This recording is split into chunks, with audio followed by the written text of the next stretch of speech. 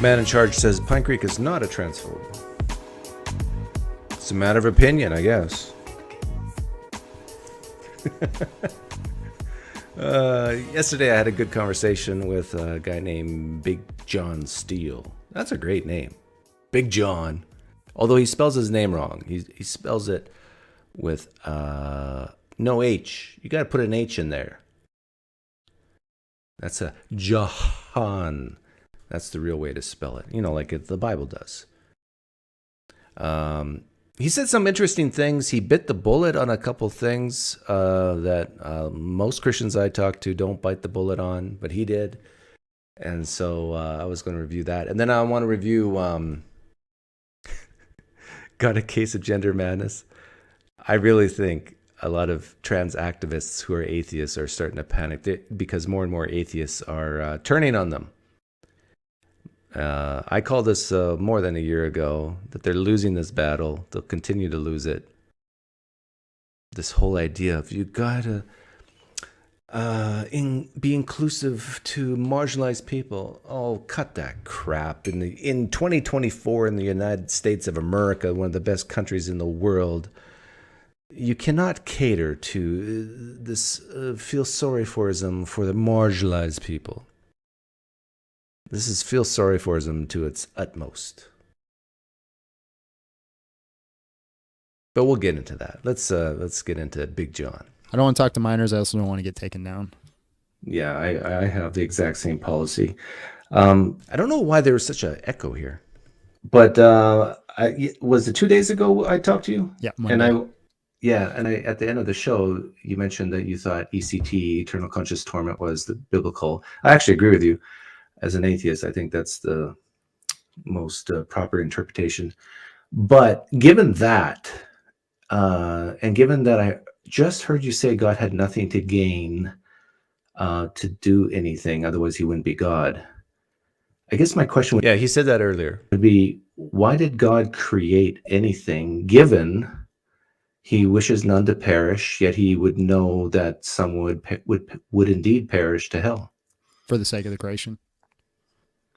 But he has nothing to gain, so it's all downside for him and no upside, right?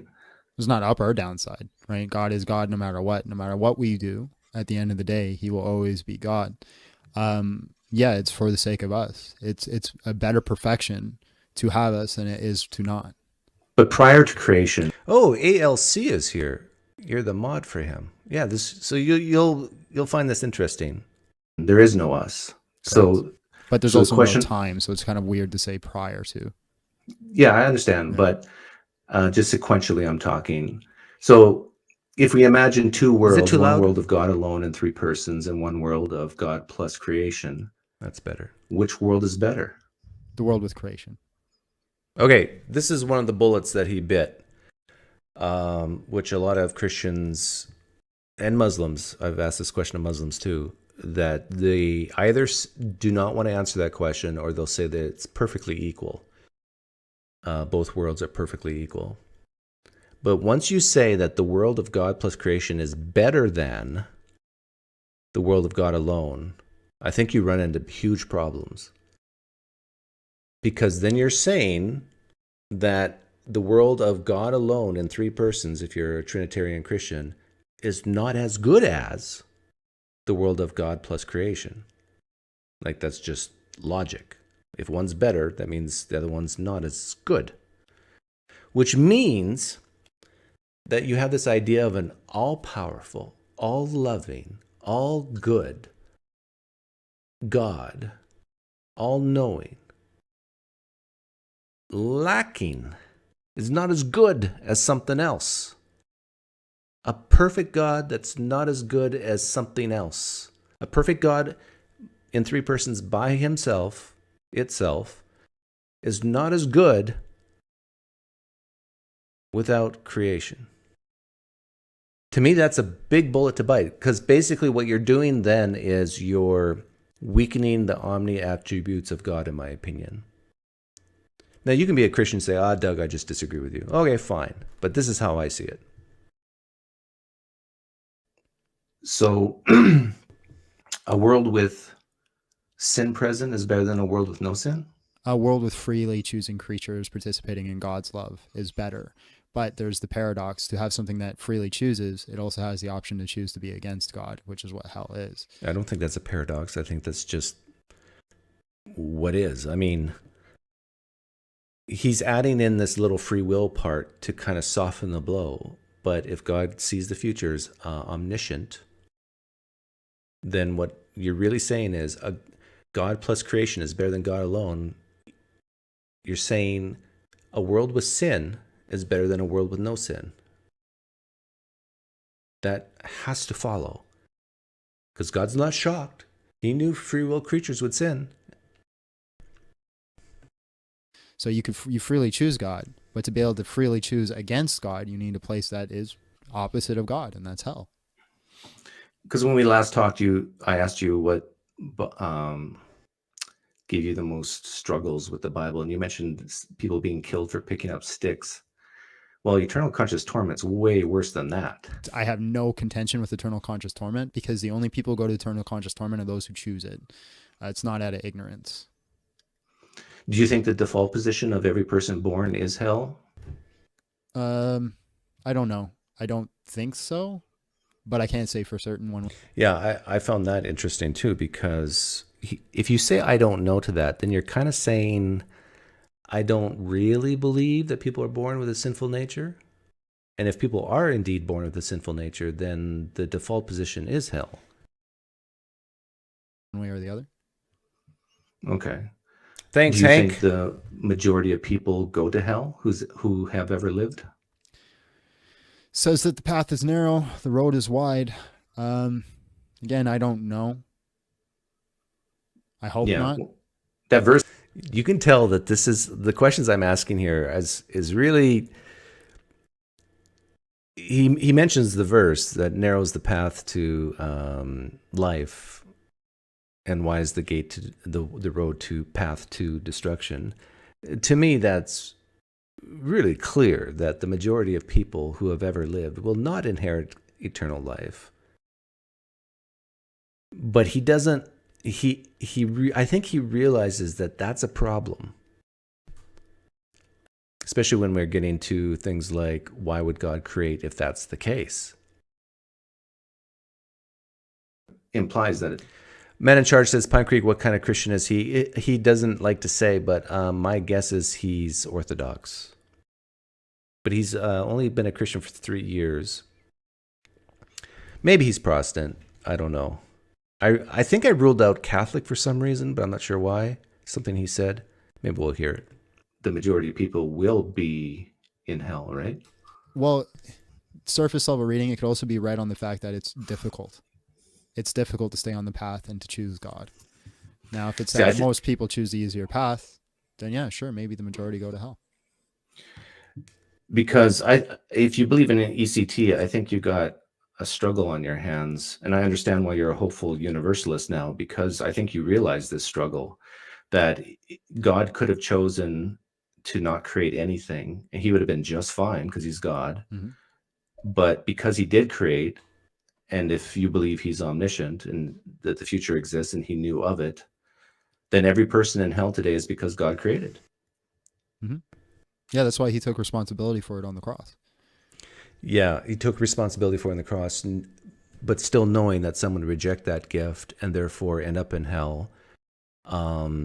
So in my view, that's the same thing as saying God was okay with people going to hell, because he could have chosen not to create. But he did create, knowing that people would freely choose to reject him. So that makes him culpable, responsible, at least in some sense, for every person who ends up in hell. Doug, you're always not taking into account the extreme hyperbolic language that was used in ancient Near East cultures. You mean like a man rising from the dead after 3 days? Is that hyperbolic? Got to be careful once you start talking like that, ALC. Because then you got to ask yourself, maybe Jesus didn't rise from the dead. Maybe that's hyperbole. Maybe it's a metaphor for some type of spiritual resurrection. And he didn't rise bodily. That's why the only people who go to hell, who suffer are those who choose it. Like it's literally the easiest choice in the world, and it for some reason people really struggle with it. Didn't he just say that being a Christian is the harder path? And now he's saying this is the easiest choice in the world? I'm going to say that's contradiction one. Do you want to be with God? And it's like, okay, yes, okay, come be with him. Be with life, be with joy. Okay, you don't want to be with God. Well, there's a consequence to that. God is the source of all that's good. So if you're choosing not to be with what is good, you're going to suffer. It's like saying, well, I have free will. I'm going to choose not to drink water, and if I suffer, that's not my fault. Did God know what people would freely choose? Sure. So God created a universe, a world, where he knew with certainty that people would choose to reject him, yet he created it anyhow. Therefore, he, in essence, is responsible for every person in hell. Because he could have chosen not to create. I already agreed to that. That's why he had the cross.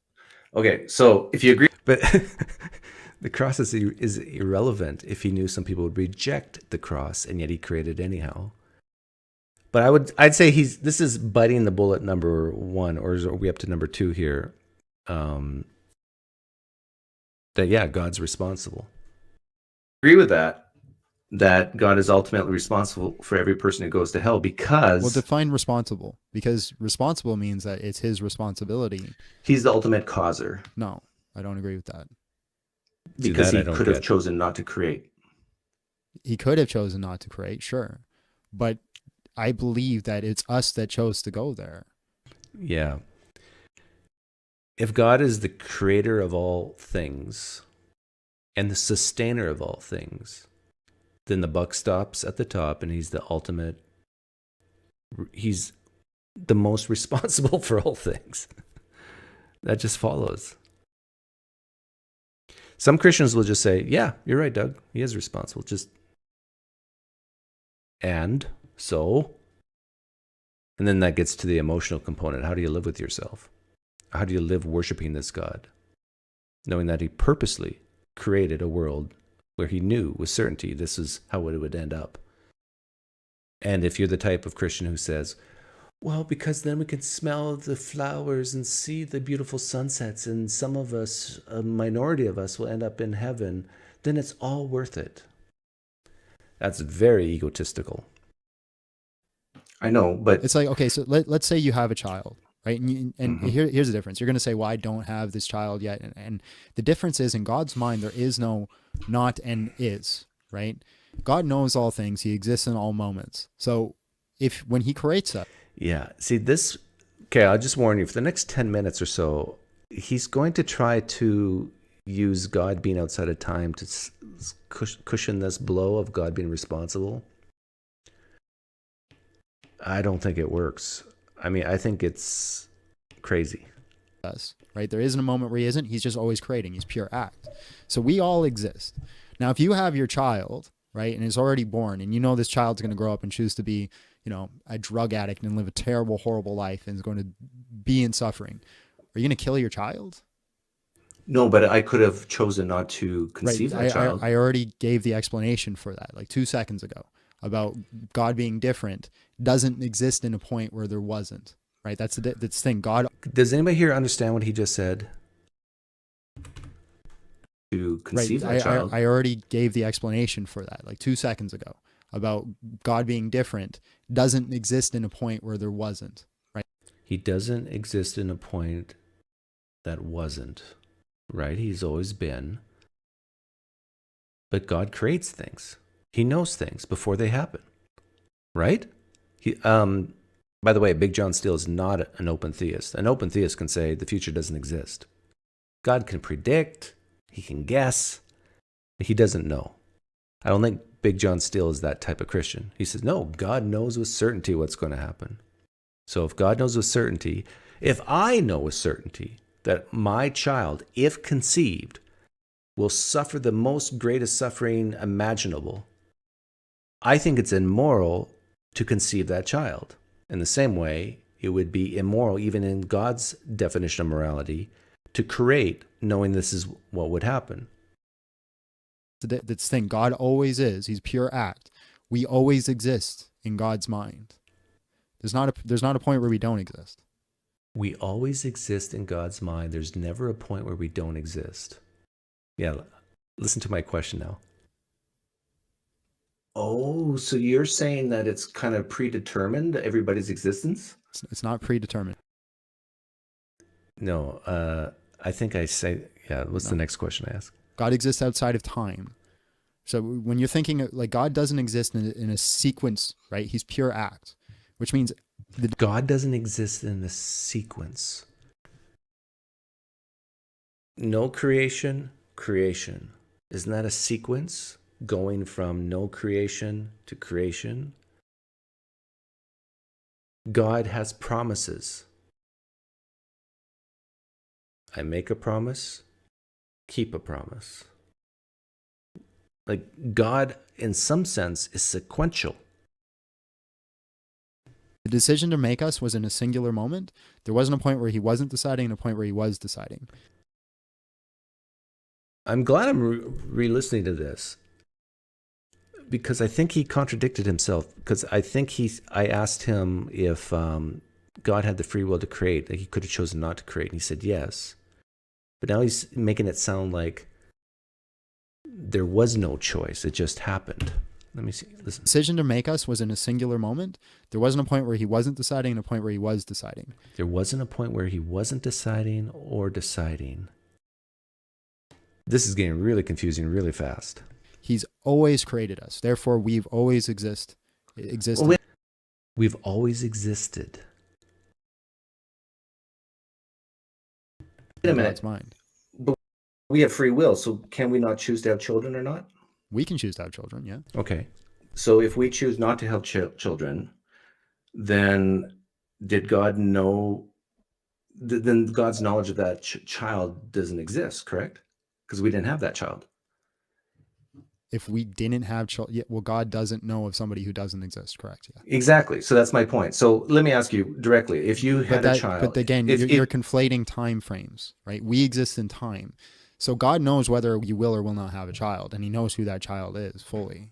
I understand, but let me ask this: do you have children? No. Okay. If I told you that if you were to conceive and have a child, Right. that So child again, would go through... I've already given, I know where you're going. I even said you're going to go here before I said it, right? The before and after. There's a difference between... Well, can I ask the question? And then you can answer it? Yeah. So the question is, if you knew with 100% certainty that if you have a child, that child will go through the utmost pain and suffering for the rest of their life, would you have that child? I don't know, because I'd have to know... I don't know. Does that suffering bring any fruit?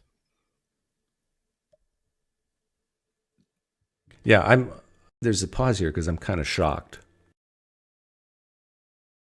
I'm imagining a child born with bone cancer goes through extreme pain and agony for 5-6 years and then dies. Well, I might have that child if I knew that with certainty, if,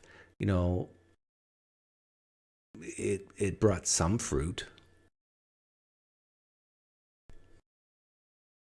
So there's a lot of things to take into consideration. Let's say the suffering does bring the fruit, but some fruit, but not enough to overweigh the immense suffering that person will go through. So like I know for an absolute fact it's a net negative, then I probably wouldn't. Okay, you probably wouldn't. Okay. Okay. So now imagine God deciding whether or not to create me. Mm-hmm. Now, and he knows, let's say it's true that if I die, I'll go to eternal conscious torment. Mm-hmm. Do you think there's any benefit for me suffering for eternity? Yeah, it is your choice to do so. So again, this is why I brought up the contention with there is no before. Yeah, I don't think he's getting my question. If God knows that I will freely, I can even use the word freely reject him, what benefit is there to create me? Couldn't God create creatures that he knew beforehand would freely choose him? Freely. Like, truly, freely. And just not create all the people who would freely reject him? Then nobody would be in hell. Couldn't God actualize that world? But God knew my choice, and he created me anyhow. God didn't choose. Like, there's not a point where God's not creating you, and then a point where God is Hey, thanks, Sentinel Apologetics. Hello, Hababi. It's been a while. Yeah, it has been a while. creating you. God is pure act. So God knows you, right? This says in Jeremiah, I knew you before he stitched you in the womb. God knows you as intimately as you are now before you existed. So what you're asking God to do. See, I think that's contradiction number 2, because earlier he said that you can't know something that doesn't exist. You can't know someone who doesn't exist. At least he said that with the child. No, I think he said that about God. How can God know something? How can God know nothing? That's basically what he's saying. God can know nothing. God can know the aspects of a non-existent thing, human. The reason I give you the one-to-one analogy is because it's not creating you. It's literally killing you. That's what you're asking God to do. You're saying it would have been better that he just destroyed you. No. Than rather let you make your own decisions. No, I'm saying it's better that I not ever be born. Right, that's destruction. What? No, there's nothing to destroy if you don't exist. I don't know how you're not getting this. How Then he says, I don't know how you're not getting this. How can you destroy something that doesn't exist? You can't. what am I missing for you? So I asked you earlier, do I exist before I even exist? Like, am I co-eternal with God? You're not co-eternal. Okay. God. So that means there's a beginning of me. There's a beginning for you from your perspective. Now, is there a beginning of me from God's? No, that's what I'm trying to tell you. Can someone explain this to me? There's no beginning of me from God's perspective. So that means I am co-eternal with God in his brain, in his mind. God doesn't have a brain. Right? Doesn't that follow? If in God's perspective there's no beginning of Doug, that means I coexist with God, at least in his mind. I'm eternal. I'm eternal past. So I am co-eternal with God in his mind. No, what I'm saying is there's different perspectives between the creature and the creator, right? This is called energy essence distinction. So the creator has a perspective that exists outside of time in a singular moment, perceives all things at once, is pure actualization. Therefore, he's always doing what he is doing. There's never a situation where he's not doing something and then starts doing something. This makes God immutable. You being the creature exists within creation, within time. Therefore, you're experiencing a linear walk on this path. Right. But when he creates me and interacts with me, then he has to enter in that time. So God does interact in time, but he exists outside of it. So when God enters in creation, so when he enters in creation and wrestles with Jacob, right? And then he enters in creation and walks as Jesus Christ on the earth. From God's perspective, from God's mind, this is happening in one moment. Yeah, I don't mean to be Dalai Lama says, Doug, we already knew that you're coexistent with God. No need to brag. offensive, but I think this is an apologetic to try it's to not get an around apologetic. This is literally literally Thomas Aquinas philosophy. Right? This is not apologetic. This is you're orthodox. This is thousands of years of philosophy. I got to see his facial expression when I called him orthodox. Right? This is not apologetic. This is you're orthodox. This is thousands of years of philosophy. Stone-faced. Right? This is Aristotelian. Let's back up to the two worlds I gave you. So you would say, let me, what's better, a cheesecake or a cheesecake with dirt on it? Depends if you like dirt. I'm asking you, do you like dirt on your cheesecake? Not a big fan of it, no? No, exactly. Man in Charge says he is orthodox. Energy essence distinction is EO. Exactly, right? Most people would say I'd rather have pure Eastern cheesecake Orthodox and instead of a cheesecake with dirt sprinkled on top of it. I view the two worlds question I asked you earlier similar to God alone and God plus creation, because creation comes with people freely choosing, in your worldview, to sin. That represents the dirt. And you said to me that the world with God plus creation is better than the world of God alone, Correct. right? How can you get better than God alone? Because you have things that can freely choose and participate in God's love. You reach higher potentials because you can have agape love, because suffering exists. For example, it is impossible to have agape love with the solo existence of God. But through limited creation, Can't you have agape love amongst the persons of the Trinity? I should you ask can reach that. I potentials didn't. of agape love. This leads to a better perfection than it would be without creation. So God was lacking before creation? God doesn't lack as a being. Creation, existence lacks without creation. I understand, but if you say that God plus creation is better than God alone, you're saying that you can get better than God. Yes. Woo. That's biting the bullet number 2. You can get better than God. Ouch. It means that God's not perfect. No, that doesn't logically follow, because God is a perfect being. We're How can talking you get about better than perfect? We're talking about a perfect existence. Those are two different things. I'm talking about the worlds. So a perfect existence, you can get a better perfect existence. God plus creation is a perfect existence. God's a perfect being, but not a perfect existence. This guy's confusing me. The world of God alone in three So persons. God doesn't exist in a world. And also in my metaphysics, I reject potential worlds. How convenient. But I'm willing to participate in that. Yeah. So I think again, the being itself is perfect. It depends on your definition of perfect too. But I define perfect as lacks nothing. The being in itself lacks nothing. But the existence, Except agape the world love. itself lacks. It lacks things like agape love. And by through What I should have asked here and I didn't is God all loving? By the way, for those of you from South Dakota, agape love is the love shown to others, right? creation, we get agape love. So we have a higher potential of love. We have a higher potential of perfection by having creation. So did God have agape love before creation? No, he couldn't. So how can God So he's lack not- nothing He's not but all lack loving. agape love? Because he is perfect. Agape love requires imperfection. Agape love requires imperfection. So God does not have agape love. Therefore, God's not all loving because agape love is a type of love. Am I missing something? So God did lack agape love. I just said that. Right. So do you So not hear the contradiction? define perfection. No, but do you hear the contradiction you just said? God lacks nothing. God needs nothing. And yet he Correct. lacks agape love.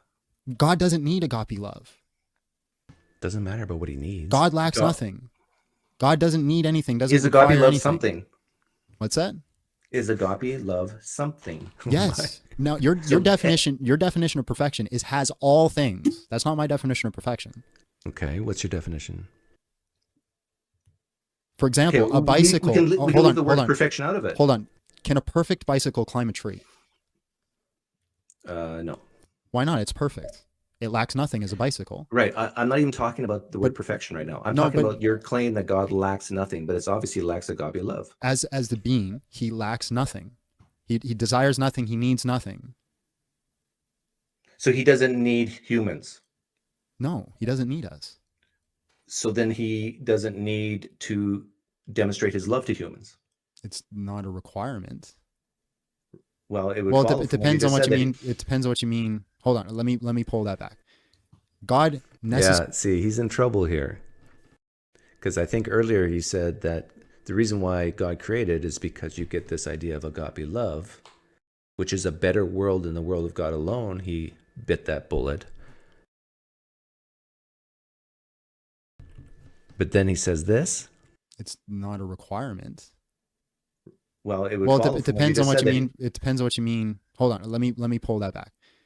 God necessarily demonstrates his love through us by sustaining us, our existence. You just said necessarily, which means he does need humans. Necessarily means that it has to happen. Because can we It has to happen. It must happen. It needs to happen. Needs to happen. exist without God? Well, from your overview, no. But No. do you see that you just contradict yourself I again? Because didn't contradict myself at all. You're not paying attention. Right. So if necessary doesn't mean he has to do it. Necessary means for it to be a thing, it has to be. Right. So for humans to exist, God has to sustain us. Correct? sure, in Right. your overview, yes. Yeah. By definition, love is a selfless act for something. So God selflessly sustaining us is love. But can he not love himself in three persons? Cannot the Father love the Son love the Father love the Holy Spirit? So it's a But did necessary God need condition of human creation. beings to love? No, he did not need human beings to love. Okay. So he didn't actually need agape love. No, God didn't. Okay, I'm going to say it one more time. I really want you to focus. Get out a pen and paper, write it down. I God got it needs right up here. nothing. God needs nothing. Yeah, I wrote that down. Got it? Right. So God didn't need agape love. He doesn't need agape love. We end up with a better perfection through God's love, his perfection, him knowing that creation leads to this better perfection. He creates it Better because he's a perfection. selfless being. Better perfection.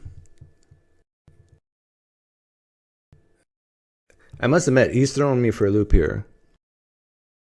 And maybe it's all semantics and definitions, which I'm sure that's probably the case. But I hear the phrase better perfection, and I go, what? Isn't the definition of perfect being like, you're at the top? You can't get better than that. Otherwise, that's the perfection, and what was below it is not perfection. Better perfection. That should be on a t-shirt. So by creating, it leads to a better perfection. Yes. A better perfection. Yes. So you can have like levels of perfection. Absolutely. Just like you can have bigger infinities. Oh my goodness. Okay. So would God plus creation, which includes You can have bigger infinities. So he's saying God's perfection is like infinity that can get bigger and bigger and bigger. To me, that's another bullet to bite once you bring the mathematical, theoretical concepts of infinity into it. includes free will choice to sin and reject God is better than a world where there is no sin at all. Correct. Wow, that's a big bullet to bite. It's not a big bullet to bite because you cannot have agape love without sin. So God's actually is okay with a little bit of sin. The possibility of sin. God's okay with the possibility of sin. Possibility, yeah. This is what free will is. When he gives free will, he introduces the possibility. What I should have said is there is no possibility of sin. There's the guarantee of sin if God's omniscient. Do you think God was shocked when sin entered the world? Oh, I didn't see that coming. I knew it was a possibility, but I didn't think it would actually happen. Or I thought it would happen, but there was a chance it wouldn't. That's what possibility means, that it may or may not happen. That it could happen, but maybe not. But you can't use that type of language with an all-knowing God unless you're an open theist and just deny the future exists.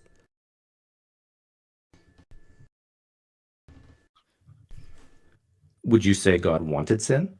I wouldn't say that, no. Did he want to create? See, if you say God didn't want sin, then you're admitting that God didn't want agape love, because he earlier said that you need sin for you to have agape love.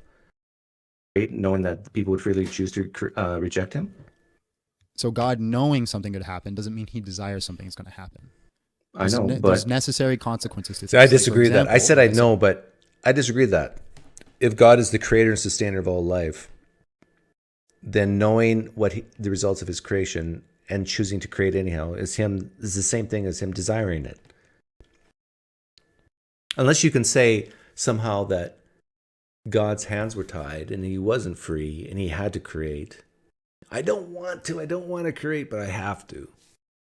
You could go that route. But if you say God's free, then anything he creates, he desired to create.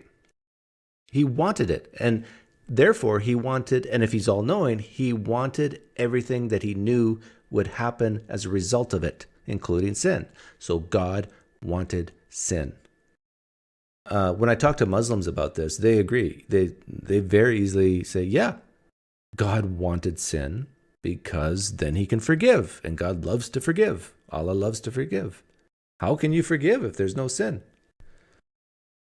Said earlier, God creating us creates a necessary consequence of giving us love because he sustains us as a selfless act. God wants us to freely choose him, has a necessary consequences of us being able to freely not choose him.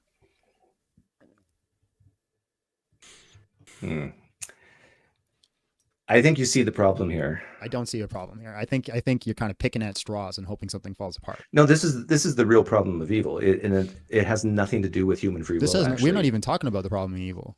If you want Yeah, to get the this problem of is. evil, we can get the problem of evil. No. This is what I call the Pinecreek problem of evil. Is why did God create? You invented your own problem of evil.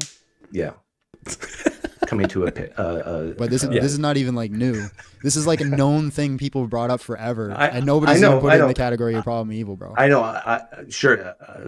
This question was asked, I think, in the 2nd or 3rd century and debated on why would God create if he's perfect, and the sake of the creation. and if he doesn't like sin, if like God would be totally fine throughout all eternity if no humans were ever created. Right, Correct? but the problem is that's presupposing that we would only do something for gain.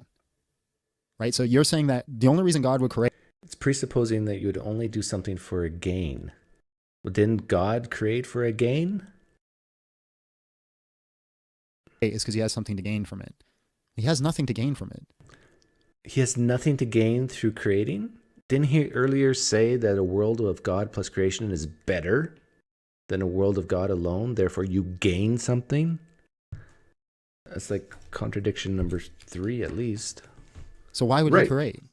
Exactly. That's my point. so then the only reason that he would create is for the sake of the creation. Right. But for the sake of creation comes in with a lot of baggage, like eternal conscious torment. Absolutely. If God, so you would agree with me that if God never created, nobody would ever end up in eternal conscious torment. And correct? no one would also end up in eternal bliss with God. And no one would Well, who end up cares hugging the about child, eternal and no one bliss? would end up, walking an old lady across the street. And no Right, one but- would end up doing anything ever. There would be none of these goods that come from having these evils. I wanna Correct. see a sunset. But nobody would miss it because they weren't never created. Right. But I'm saying these goods wouldn't exist either. But that's fine because God doesn't need them. Right. But we don't get them. Oh, but it's So all what about, about me. us? Yeah, remember the video I made? Jesus died for me, me, me. But what about me? I want to see a sunset. I want to help a poor lady across the street. What about me? What do you mean, so what about us? We If- end up if- with a higher good, a greater potential for good, Not for the person who goes to hell. but then don't go to hell.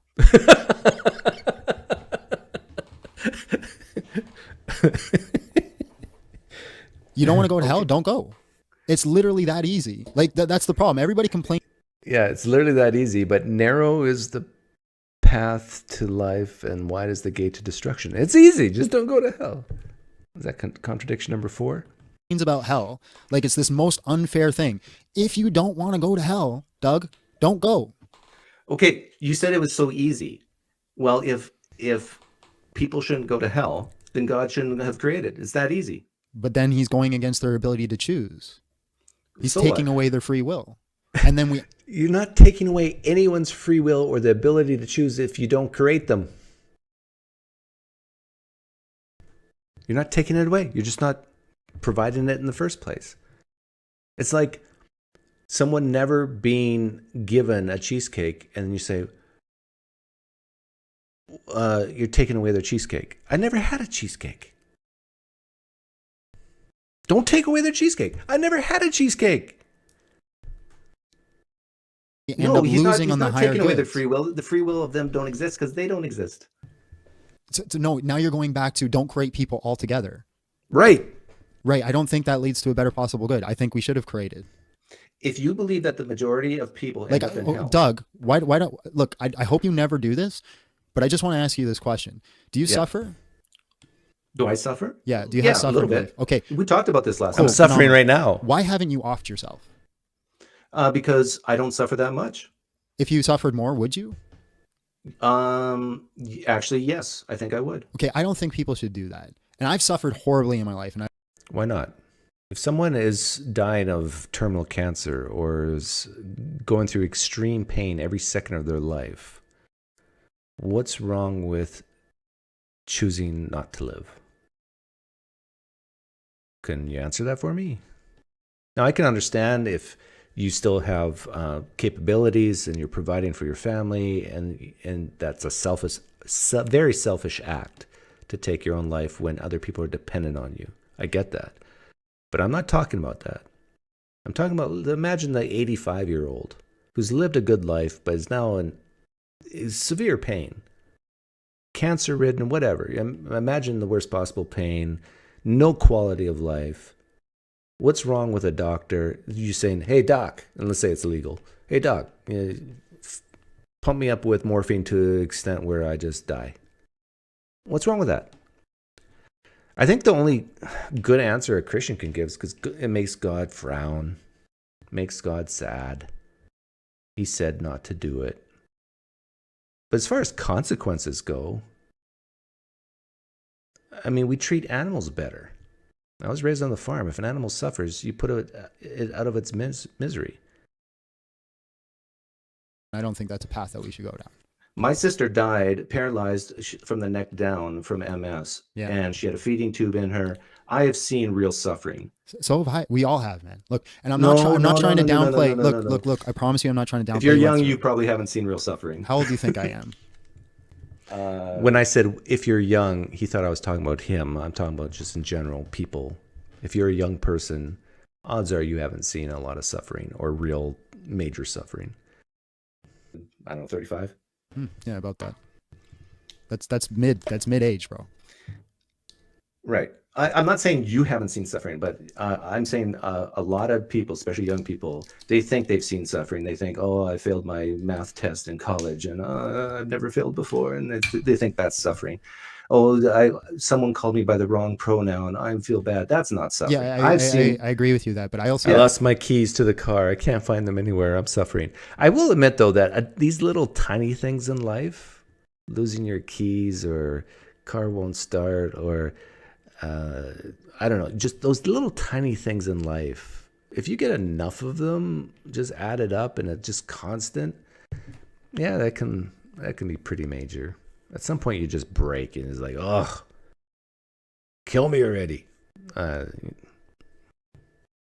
know people who've gone through worse suffering than you and I could ever imagine, and they still love Jesus. Fine, but there's people who also are not convinced of a proposition, who suffer greatly in this life and then die, and according to your worldview, spend eternal consciousness. Yeah, so again, people don't go to hell for ignorance. I said that at the start of the conversation. You're not going to go there because you just missed out on. I'm not talking about the ignorance. algorithm. I'm talking about not being convinced. Like, let's say That's ignorance. That's the definition of ignorance. Not being convinced is the definition of ignorance.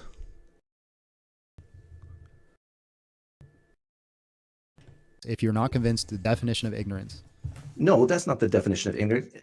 I could know the Bible and the gospel better than you That's and not still what I'm reject saying. it. That's not ignorance. That's not what I'm saying. Ignorance is, do you believe God exists? Me, no. Okay, then you're ignorant. It's not, I'm not saying that in a derogatory way. It means you don't have the knowledge of his existence. Something is missing that hasn't convinced you. Now, if something has come forward that's convinced you of God's existence, would you then choose to be with him or choose to be against him? Yeah, if I saw certain things, I would change my mind, yeah. No, not asking changing your mind of his existence. I'm saying, would you follow and worship God if he revealed himself to you in a way you couldn't deny? We talked about this last time. It depends on what the attributes of this God I become It's the God of the convinced are. Bible. Ignorance is the lack of knowledge or information. So he's talking about ignorance of whether God exists. And I think later on I say, well, you can believe God exists and still go to hell because you're not a Christian. But what I'm viewing ignorance as, I could transplant all his knowledge, all Big John Steele's knowledge, whatever he knows, I could transfer into my brain. So I know everything he knows. So I'm not ignorant. But he's saying, well, if you transfer everything he knows, I know God exists. So then therefore you would know God exists. That's what he's saying, I think. It's the God of the Bible completely as you already understand him. And we already talked about this. If it entails me having to live forever, then probably not, because I don't have any desire to live forever. But you kind of hinted towards me that I might be just poofed out of existence. So then I'd be okay with it. But even, I'm not even talking about living forever. I'm just saying, would you follow and worship him? The following and worshiping of God entails this eternal life proposition.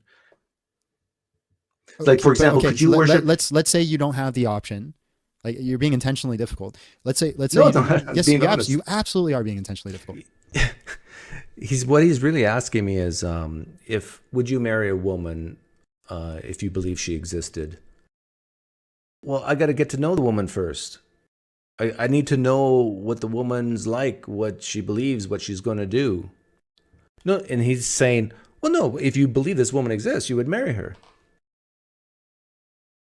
Would you follow God, Doug? Well, I need to know the attributes. I need to know what this God's like. And one of those entailments is what is he going to do with me and others after they die?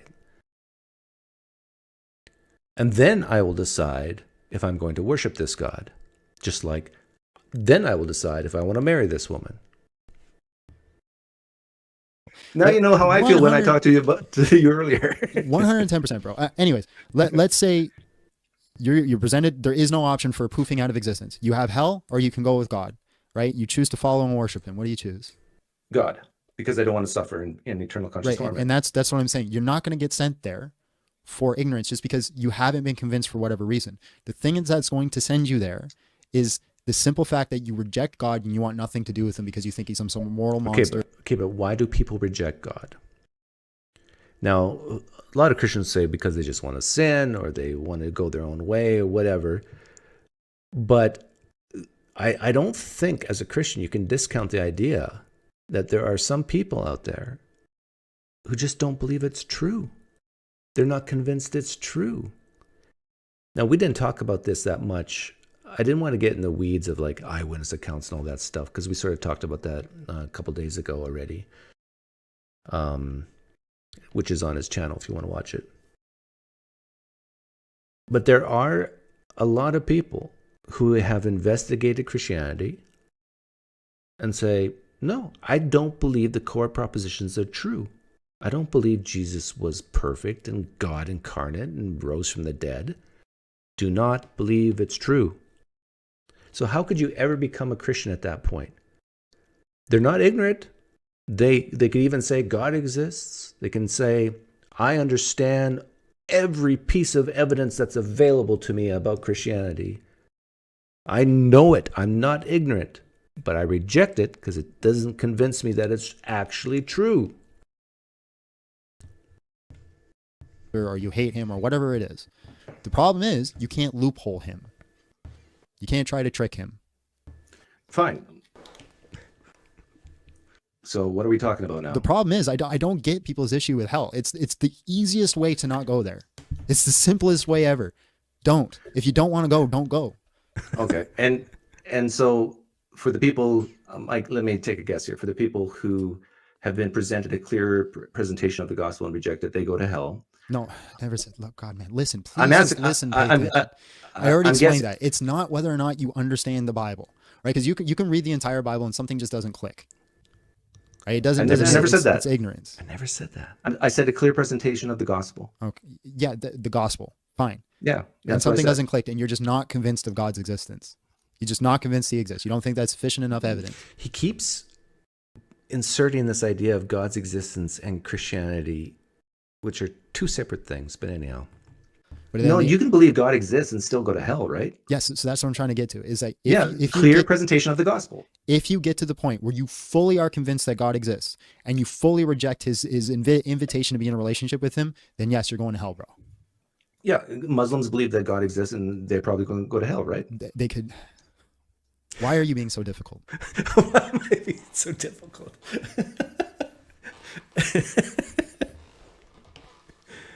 Because he feels like I'm being difficult with him because I'm pointing out a counterexample where it's more than just believing God exists. But in his mind, there's an entailment that if you believe the true God exists, then you automatically believe that Jesus is God and rose from the dead.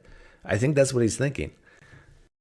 Well, you know that's true. No, you're being difficult, bro. You know that I think, you know what I'm going to say. Tell me what I'm going to say. That we're talking about your God and not theirs. No, Muslims, a lot of Muslims are probably ignorant. Sam Colsera is making a good comment here, I think. Doug, it's like you said about marrying a woman. You don't know her, so you can't marry her. John means the same thing. You are ignorant of the experience of God. You know about him, but not him.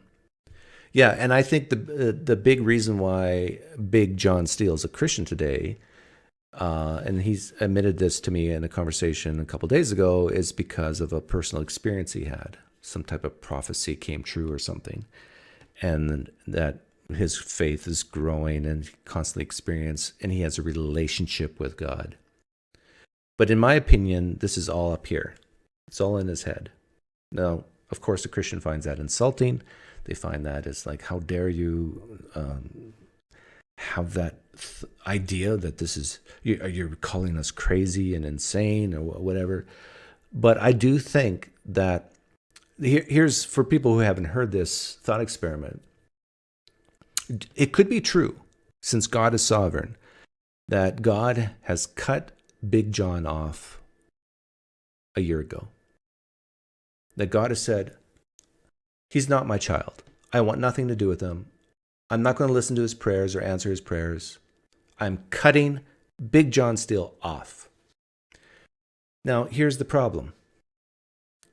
Well, one problem is a lot of Christians say, that's not possible. But indulge me. If that's true, that God cut Big John Steele off a year ago, Big John still believes he has a relationship with God.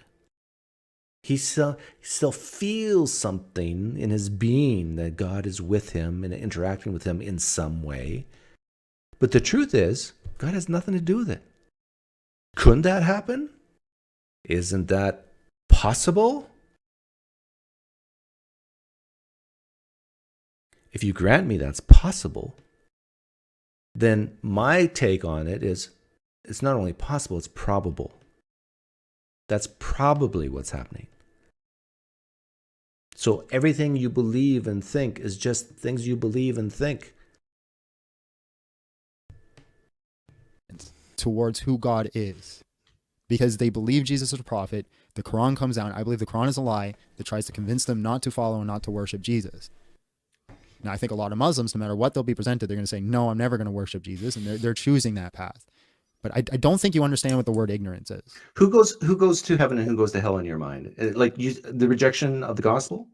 People who choose to go to heaven, go to heaven. People who choose to go to hell, go to hell. That's a horrible answer. Sorry, Big John Steele. That's a horrible answer as a Christian. When an atheist asks you who goes to heaven and who goes to hell, that's probably the worst answer you can give. Those who choose it. Because I can say, okay, I choose to go to heaven. I don't believe Jesus Christ is God. I don't believe he rose from the dead. I don't even believe that God exists. But I choose to go to heaven. Of course, that's silly. Okay, so if I just say now, I don't believe Jesus rose from the dead, but I choose to go to heaven, does that mean I go to heaven? So you're going to stand before, you're going to stand, that's rejecting God.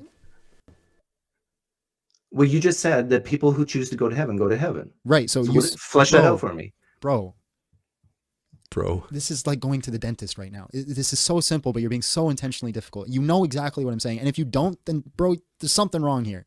If you stand before Christ, you're standing before him on Judgment Day. Okay. And you give the guy the finger, you're going to hell. You stand before Christ on Judgment Day. You say, oh Lord, I was wrong. I was so wrong in everything I believed. I understand you're king. I worship you. I love you. I'm so sorry for my sin. Accept me into your kingdom. He's going to take you into his kingdom. He's going to hug you. He's going to take you in. This is the title of this live stream. Convert to Jesus after you die. It really sounds like what he's saying is, you can die, and then you're standing before God. If you give him the finger, you go to hell. If you say, I love you, I will worship you, I want to be with you for eternity, you go to heaven. It really seems like you can convert after death. Because you can make a choice on the judgment seat. And embrace you. Okay, why would anybody, if they have, let's say, doubts, accept Christ here on earth today? If you can wait till you die and then at the judgment seat say, "Oh, I was wrong. I now accept Because it." you can't loophole God. Well, you just said that judgment day, you give God the finger.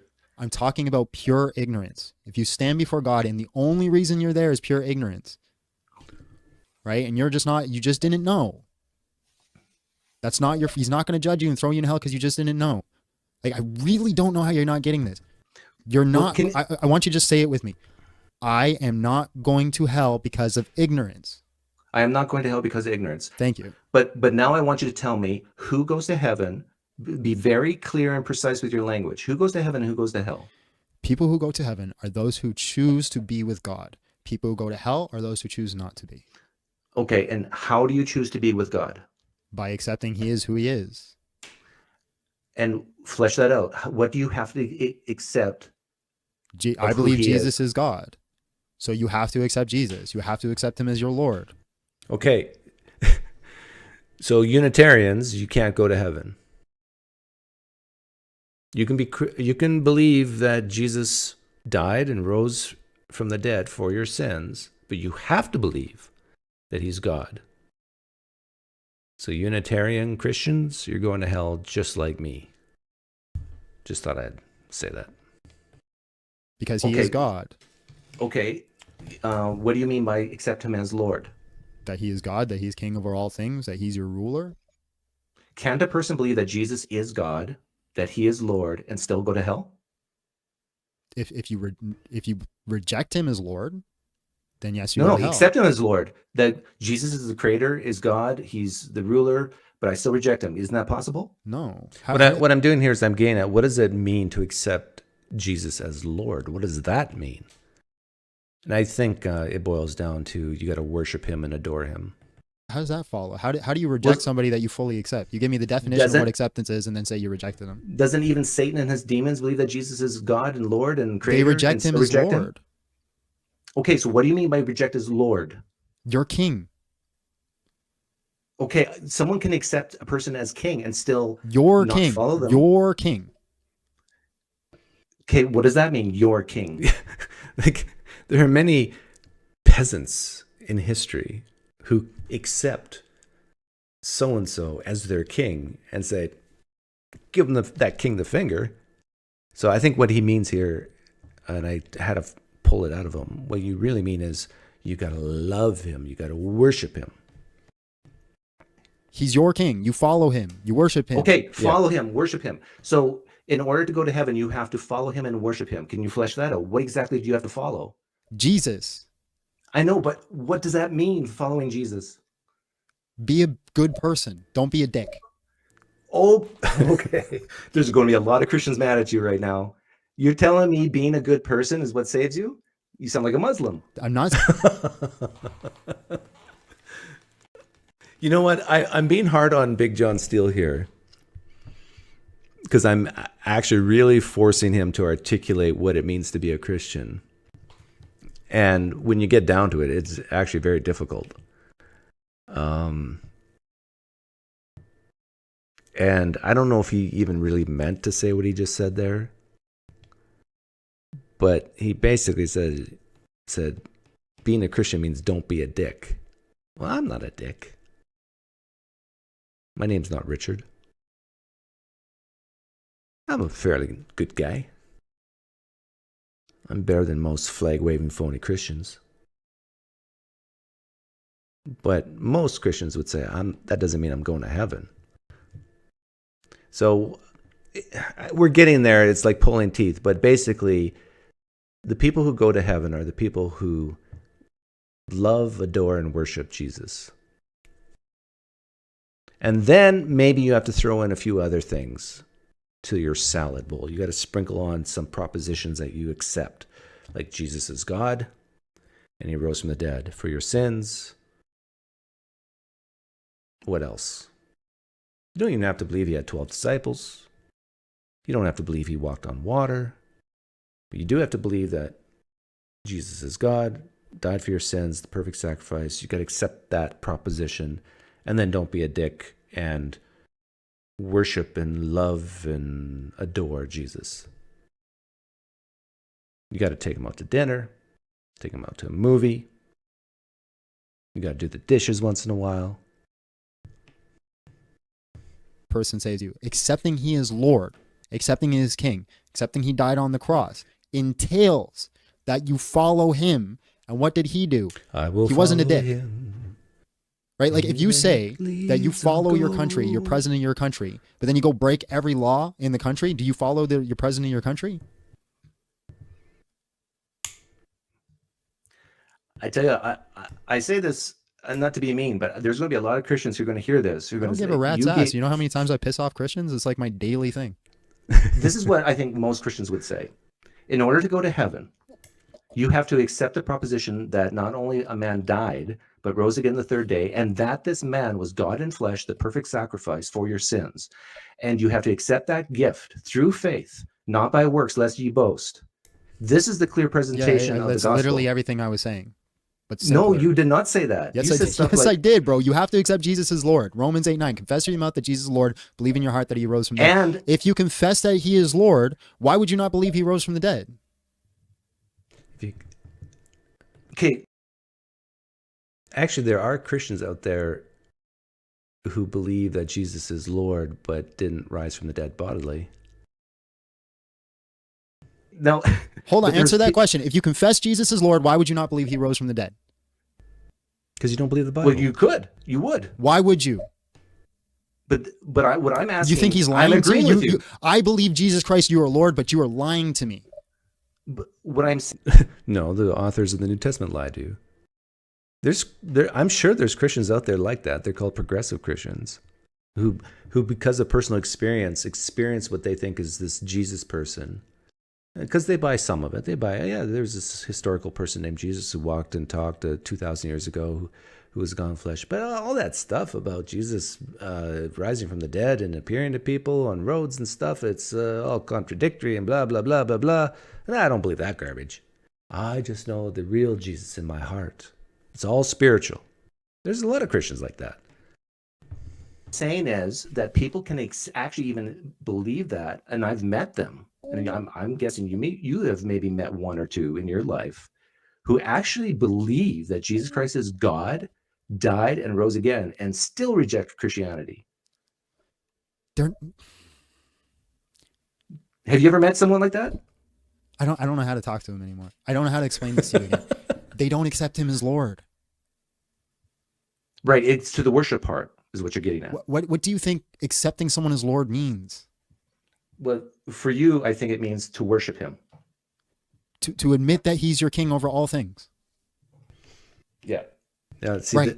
So if they say he rose from the dead. But I just brought up a counterexample. People who admit that Jesus is king over all things and still don't follow him or worship him. So you just can't leave it at that. And this gets to the problem with defining what a Christian really is, who a Christian really is. And a lot of Christians would say, who cares, Doug? That's just, God will figure it out. But then they don't accept him as Lord. Get the problem? Yeah. So quickly, I know you're getting frustrated with me. I understand. But bro, babies. I think babies, do they go to heaven? Here's the thing. I think you're intentionally pulling at strings to unravel this when I think you get it. I think you understand it because I think you're a smart guy. But I think you're committed to this atheistic worldview, and that's fine. I'm not trying to pull you out of the well, I'd love for you to come to Christ. Don't get me wrong. But the intent of the conversation, I'm not just trying to rip you out of your atheistic worldview. But I think I'm giving you an argument that you get, but you want to unravel it so bad that you just refuse to comprehend it.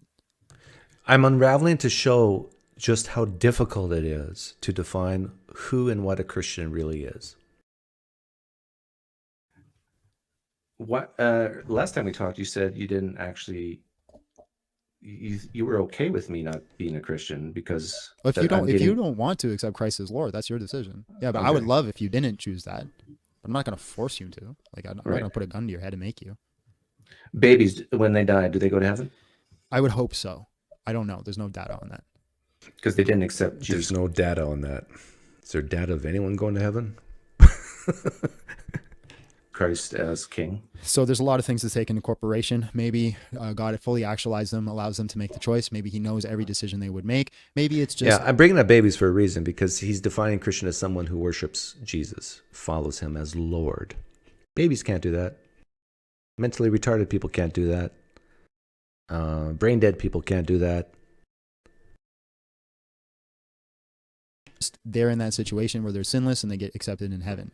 Lots of people hold to like this age of accountability, that they're completely innocent, they committed no sin, Right. therefore they go to heaven. I like to hold to the not agnostic point of view. I'm a hopeful person saying that, yeah, probably, being God that is all just, they probably just get to go. But I ultimately don't know. You can also incorporate Orthodox and Catholic viewpoints of purgatory, where it's almost like this second chance where you get to live out existence there and then burn away from your sin. Which I think he to the believes. point where you can be accepted into God's grace. That's a possibility Right. as well. Yeah, I bring this up just to show the point that when I asked you who goes to heaven, you said those who accept Jesus as King, as Lord. Babies can't do that. Mentally retarded people can't do that. Completely ignorant people. Just careful of the R word. I don't want to get banned. Yeah. So there's definitely Retarded. exceptions that a lot of Christians would say, well, actually, you don't need to accept Jesus Christ as Lord and King if you were born with severe mental incapacities or you're I wouldn't say that. I would say that we've come back as a new creation for one. So I believe that those people will be actualized into a person that can have those capacities to make that decision. after they're dead. Yeah, I don't see an issue with that. Convert to How about Jesus after you for die. me? I don't know what your story is going to be. And honestly, by the sounds of it, I don't think you're going to get there. And I don't know. Ultimately, I'm not going to judge. But by the simple fact that you don't want it, whether it was real or not, you don't desire it. So I don't. Well, I don't said I think didn't you're want to gonna- live forever and ever. But if, and you kind of alluded to this earlier, and then this is what kind of shocked me, because when we talked about the judgment seat or the judgment day, and I've heard other Christians allude to this anyhow, that especially universalists, they'll say this, that after you die, you can come to the realization and you see God in his glory, and then this is how you get to heaven, is because you can make that choice after death. Right. So that's not unbiblical. In 1 Peter, Jesus goes to people who are in Sheol, which is the afterlife, and gives them the gospel. Praying for the Right. dead. And I would say definitely evangelical Christians, Protestants don't believe that, at least not most of them. But if that's the case, So the problem with the vast majority of Christianity is that they don't study. They live in a culture and they just teach what the culture tells them. Yeah. Sorry, Big John Steele, but once you start talking like that, it's like he's 35 years old, which is still relatively young in my books. And when you start saying things, the problem with Christians is they don't really read and study like, and he didn't come out and say this, but he's implying like I do. I mean, couldn't it be that people study the Bible sincerely, they do their research, and they just simply come up with different conclusions than you, John? Couldn't that be? It's in the Bible. Like it's not, I don't care if a lot of Protestants say a certain thing. It happened in the Bible. So why would I disagree with it? Well, Calvinism is in the Bible too. So it's like, I don't think Calvinism's in the Bible at all. See, the case in point, it's in the Bible, so you should believe it. Calvinism is in the Bible. Well, no, I don't think it's in the Bible. Concepts like predestination's not in the Bible. Yeah, but it means something else. In the Gospel of John, it's saying, I chose you. You didn't choose me. Or is that 1 John? I chose you before the foundations of the earth. Yeah, but that's not, but we still have free will, blah, blah, blah, blah. I think Calvinism's a full. talk to guys like James White. I mean, he'll tell you otherwise. Yeah, I know he will, but I think it's a horrible misunderstanding, especially considering it's not an idea that came until 1,500 years after. Like that's a big red flag to me. If you have a new doctrine that shows up 1,500 years after Christ, and this is supposed to be the doctrine it always was. But it solves a problem, and that's why it. What problem does it solve? The issue of grace. How does it solve the issue of grace? Because just what you said when I asked you who goes to heaven, you said those who. Calvinism says babies go to hell. Some babies go to hell, not all. That's what I'm saying. They say babies go to hell because they didn't get to participate in that. You have a problem with that? Yeah, of course I got a problem with that. They just. He has a problem with God in his sovereignness, choosing some babies to go to hell. But he doesn't have a problem with God choosing to create a world where he knew with certainty that some people would go to hell. You see, this is contradiction number 4. Well, it's contradiction in quotes. It's a tension. He has a problem with Calvinists saying some babies go to hell, but he doesn't have a problem saying that God creates a world where he knew with certainty some would freely choose to go to hell when he could have chose not to create them. Straight up say it. They don't even take the agnostic point of view. They just say, yep, God made you to go to hell. No matter what you do and where any decision you make, you're just going to go there. If that's God, I got an issue with God. Okay. Then you have an issue of God in your current capacity. Not in my current capacity. I'm not a Calvinist. I know, but the fact that God created anything at all, knowing with certainty, if you believe in omniscience, you're not an open theist. If you're not an open theist, then you have the same problem as the Calvinists, No, I because don't. God created knowing that people would is not freely choose causation. to reject him and end up in hell, and Right. God created anyhow. Yeah. If James White, I'll say this, James White algorithm transcript, someone on his team might hear this. If James White ever hears this, he's agreeing with me right now. I'm sure of it. He's going to say, yeah, this atheist is right.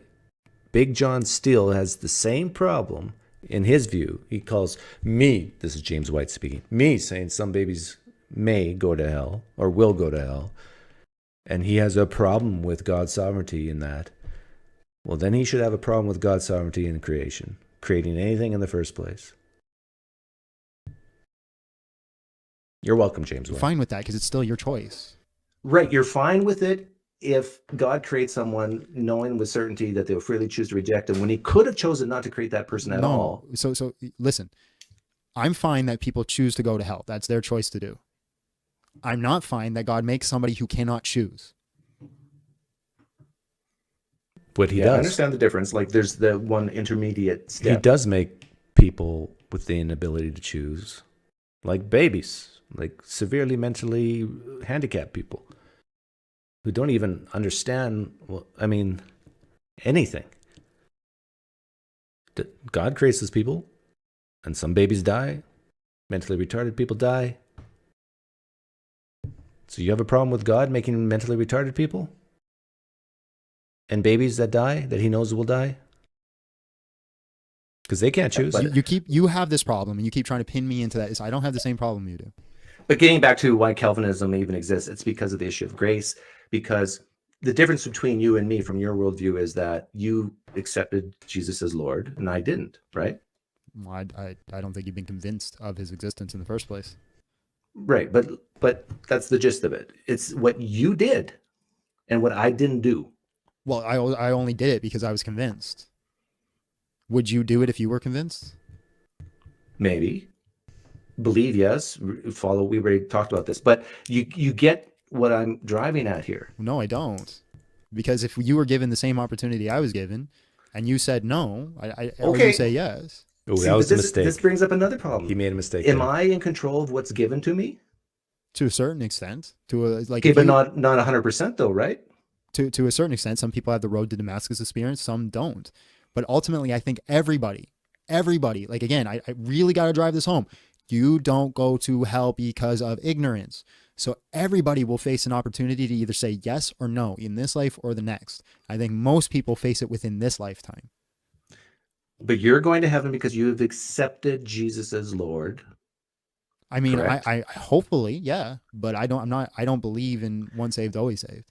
Okay, and Jesus is offered to both of us equally, correct? That gift is open to both of us. That gift is open to you.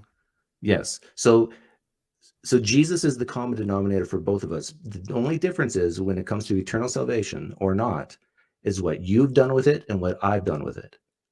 This is why Calvinism exists, because that does not sit well with some people, because your eternal destiny is in the hands of humans, not God. Yeah, I agree. That's why it exists, because it doesn't sit well with people. That doesn't make it true. Yeah, and grace is that there's nothing you can do to inherit eternal life, according to Paul. That's what grace is. Lest ye boast. It's all God. That's what Paul says. That's what grace with a capital G is about. That faith is a gift, and it's by faith you are saved. A gift from who? From God. So the reason why you're a Christian, according to the Calvinists, is because of what God has done in his sovereignty, in his grace. Not because of you, not because of me. But he believes, Big John still believes, no, it is because of what you've done and what you haven't done. Doesn't mean it's true. Right. So that's why it exists, why Calvinism Yeah, exists. that's It's fine. I because reject Calvinism. Just because some people had an issue with something, therefore they invented a new doctrine, doesn't mean it's true or I should hold to it. well, they wouldn't say that they invented it. They'd say that Paul's epistles, Calvinism comes out of what Paul's words. Calvinism in Orthodox Catholicism and Christianity, as far as I can tell, is considered heretical. Like it's a heresy. Like there's some Right. dogmas and doctrines, like modalism is not Orthodox, but it's not considered heresy. But Calvinism is, because it rejects the free choice. It rejects the entire biblical narrative. Well, no, it doesn't. ALC says, Doug, you're taking that verse out of context. Of course I am. I'm not reading the whole chapter right now. But I know what Calvinists say, and these are some of the verses they use. If you've studied Calvinism or know anything about it, you know I'm not misrepresenting them. Usually when Christians say you're taking a verse out of context, it's because they disagree with it. They disagree with the conclusion you're deriving from that verse. Very rarely, you know what? It says in the Bible that God is love. ALC, are you going to say I'm taking that out of context? No, you're not. Why? Because you agree with that. You only say I'm taking it out of context because you hear something you disagree with. Jesus wept. I don't disagree with that. That's a verse in the Bible. You're not going to say out of context. Recognize this in yourself, ALC. You're going to say, yeah, Doug's right. The only reason why I said that is because I disagree with it. And I would never have said Doug's taking the verse out of context if I happen to agree with what Doug's saying and the conclusion he's deriving from it. But I'm only saying it because I disagree with it. You've heard them talk. They'll say that it's creaturely free will. So if I'm not one of God's elect, then I will freely choose to reject him. But it's because I'm not his elect. Right. So he makes you with a sin nature that participates in sin all the time. And the only reason that you can come to faith is because of irresistible grace. So he gives you the grace that you find irresistible, therefore you accept it. The problem with that is that God is picking and choosing arbitrarily. It's ad hoc. They don't even give you a reason why he picks people. He just picks people. That's the Calvinist view. It's like you won the lottery. He ad hoc picks people at random to participate in that irresistible grace. At random? No, not at random. At God's decree to glorify himself. God's not random. And everybody else gets to go to hell. And their You're making it sound like their that's bad. their argumentation for why this is justifiable is because God is sovereign and he chooses who he chooses. The analogy that they like to give is that if a governor calls a prisoner and he says to them, you get to go free, is that unjust? That's their analogy. I disagree with this. I think this makes for an actual moral monster. I agree with you. So I'm just letting you know. So God is a moral monster if he handpicks who goes to heaven and who doesn't. He just chooses. At random, Big John says. God is a moral monster if he just chooses who goes to heaven and who goes to hell. But he's not a moral monster if he creates a world knowing with certainty that some people will reject him freely and go to hell, when he could have chosen not to create it all. See, in my mind, in my view, in my opinion, in both cases, God's a moral monster. But in John's mind, God's only a moral monster in one of those cases. Because as long as you insert this free will business in there, then it makes everything okay. And I say no. An omniscient being who gives and makes a system of free will that he knows with certainty that some people will use their free will to reject him and end up in hell when he could have just chosen to have nothing. No humans. He could have chosen that. That's a moral monster. Especially if you believe that narrow is the path to life and wide is the gate to destruction. Especially given that here on earth you got problems of evil and suffering. I mean, the only way you can get God off this moral monster pedestal is you can be a universalist, and you can be an open theist and say God doesn't know what. I mean, he was shocked and surprised. What? They're disobeying? What? I'm the perfect father. Why are they disobeying? I'm surprised. This is what basically open theists do. Then you can take some of the culpability and moral monsterness out of God, because you're basically making him like a human with faults and and not that powerful. But that's not the God Big John Steele worships and serves. I think we both agree that this is the reason why Calvinism exists, is to solve that problem of grace, because it doesn't sit well with people. Bacon Sarni Geddon says free will plus omniscient creator can't both be true. I tend to agree with you, but it's not a battle worth fighting for me anymore. I think the better way to state it is that God knows what people will freely choose. Let's just imagine that they're free, even though they have to do what God has known them to do. The problem still stands.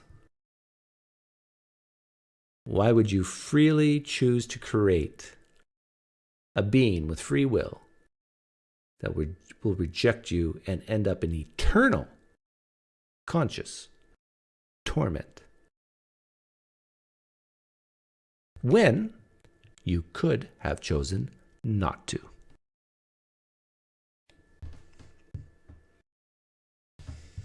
Well with you that this makes God look like a moral monster, and so this is probably why you reject Calvinism. Well, no, because quickly. that's not how I reject it. That's a reason that I started looking into reasons to reject it, for sure. But I don't just reject it because like I disagree with the moral outcome. If there was enough evidence to say that, yeah, this is strong, right, and this is very historical and is built in church teachings, I don't know how I'd wrestle with that. I would probably be the nihilistic version of a Christian. I'd be like, okay, I know that I was selected as God's one of his chosen, but it doesn't matter. I'm chosen. I'm elect. It doesn't matter if I go out and preach the gospel. I'm just going to live my life and do whatever I want. I'm already there. And it doesn't matter if I preach to you or preach to him, because you're either elect or you're not. So I would probably accept it, but I'd just be a nihilist. Can you understand, like, I totally get you and understand why you think God would be a moral monster under Calvinism, but can you understand why some people like me would say that God is a moral monster for even creating anything, if this version of God exists? So, and if I say something that crosses a line here, please let me know. It's not my intention.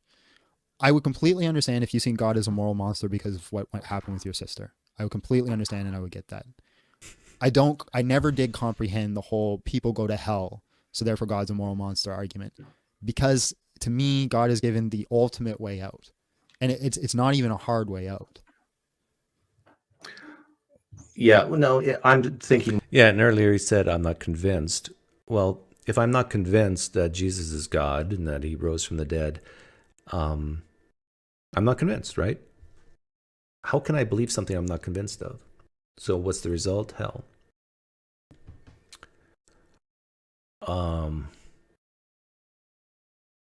Now you can blame me for not being convinced in some aspects because I didn't do my due diligence, I guess. But I have done my due diligence. And you can blame me for not being open to some type of supernatural experience.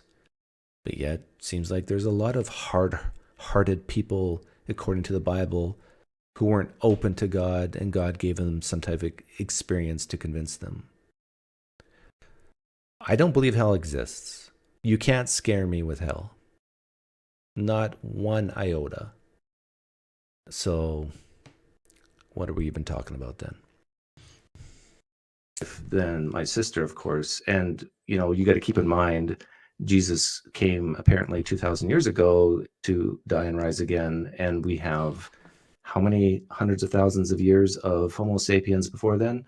What do you do with them? So I couldn't give you the argument for this. I have a friend who holds to it. He would have the argument.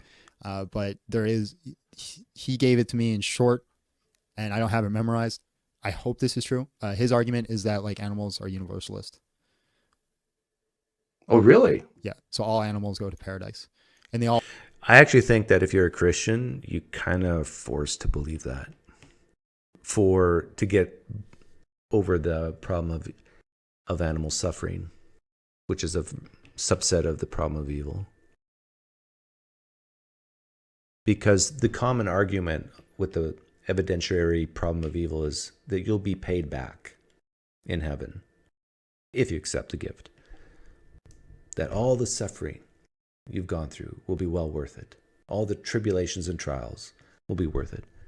But animals, the suffering they go through, if you take heaven off the shelf for them, well, a lot of animals are pretty conscious, pretty smart.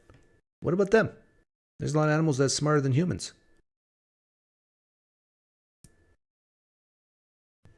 Yeah, so you got to believe animals go to heaven. Even the snails. all retroactively agree with the suffering that they would have endured on this planet. That's smart to have that view because It's not just a smart view. He gave like a very good argument for it because I didn't hold to it then. I still am not sure if I hold to it now because I don't like just taking beliefs because it feels good. I'm very against that. But Ooh. you know, if I look into it more, Ooh, I don't know if I believe you there, Big John Steele, that you just don't take beliefs because they feel good. Big John Steele's on record. It's on his channel. You can check it out for yourself. He went through huge depression, anxiety, mental problems. And I think God helped him through that in his mind. Christianity made him feel better, helped him deal with these things. And of course, I'm sure medication.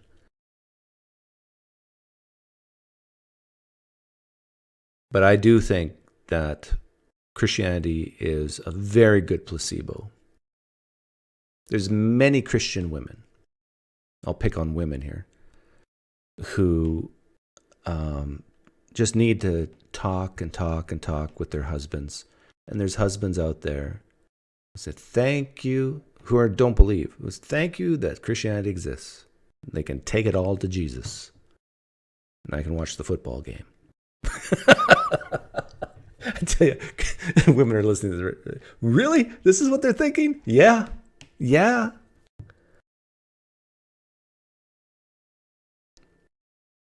I mean, therapists get paid, what, over $100 an hour to listen to people's problems. Christianity has given you the great counselor. You can stay right in your own home, save the $100 an hour, and lay all your problems to Jesus. Or you can go to the Catholic Church and lay it to the priest, whatever. I mean, religion can save you a lot of money, but then again, it costs money if you tithe and that sort of thing.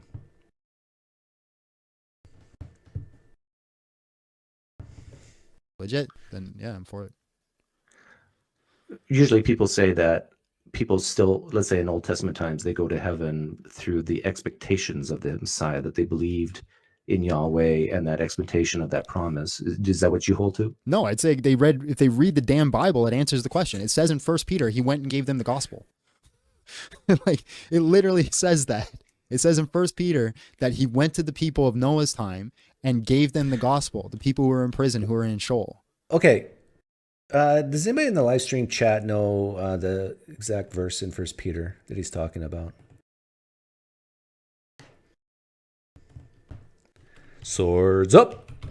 Bring out your Bibles. 1 Peter. Bible Gateway is my favorite.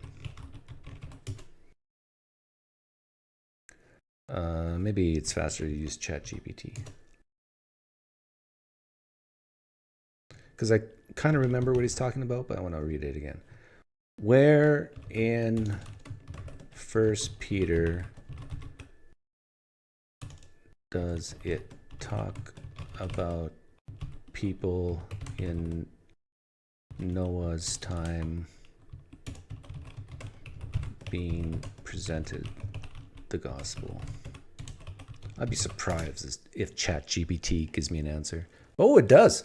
1 Peter 3:18 to 20. For Christ also suffered once for sins, the righteous for the unrighteous, to bring you to God. He was put to death in the body, made alive, spirit, blah, blah, blah, blah, blah, blah. After being made alive, he went and made proclamation to the imprisoned spirits, to those who were disobedient long ago, and when God waited patiently in the days of Noah while the ark was being built. In it only a few people, 8 in all, were saved through the water. So in 1 Peter 3, it says that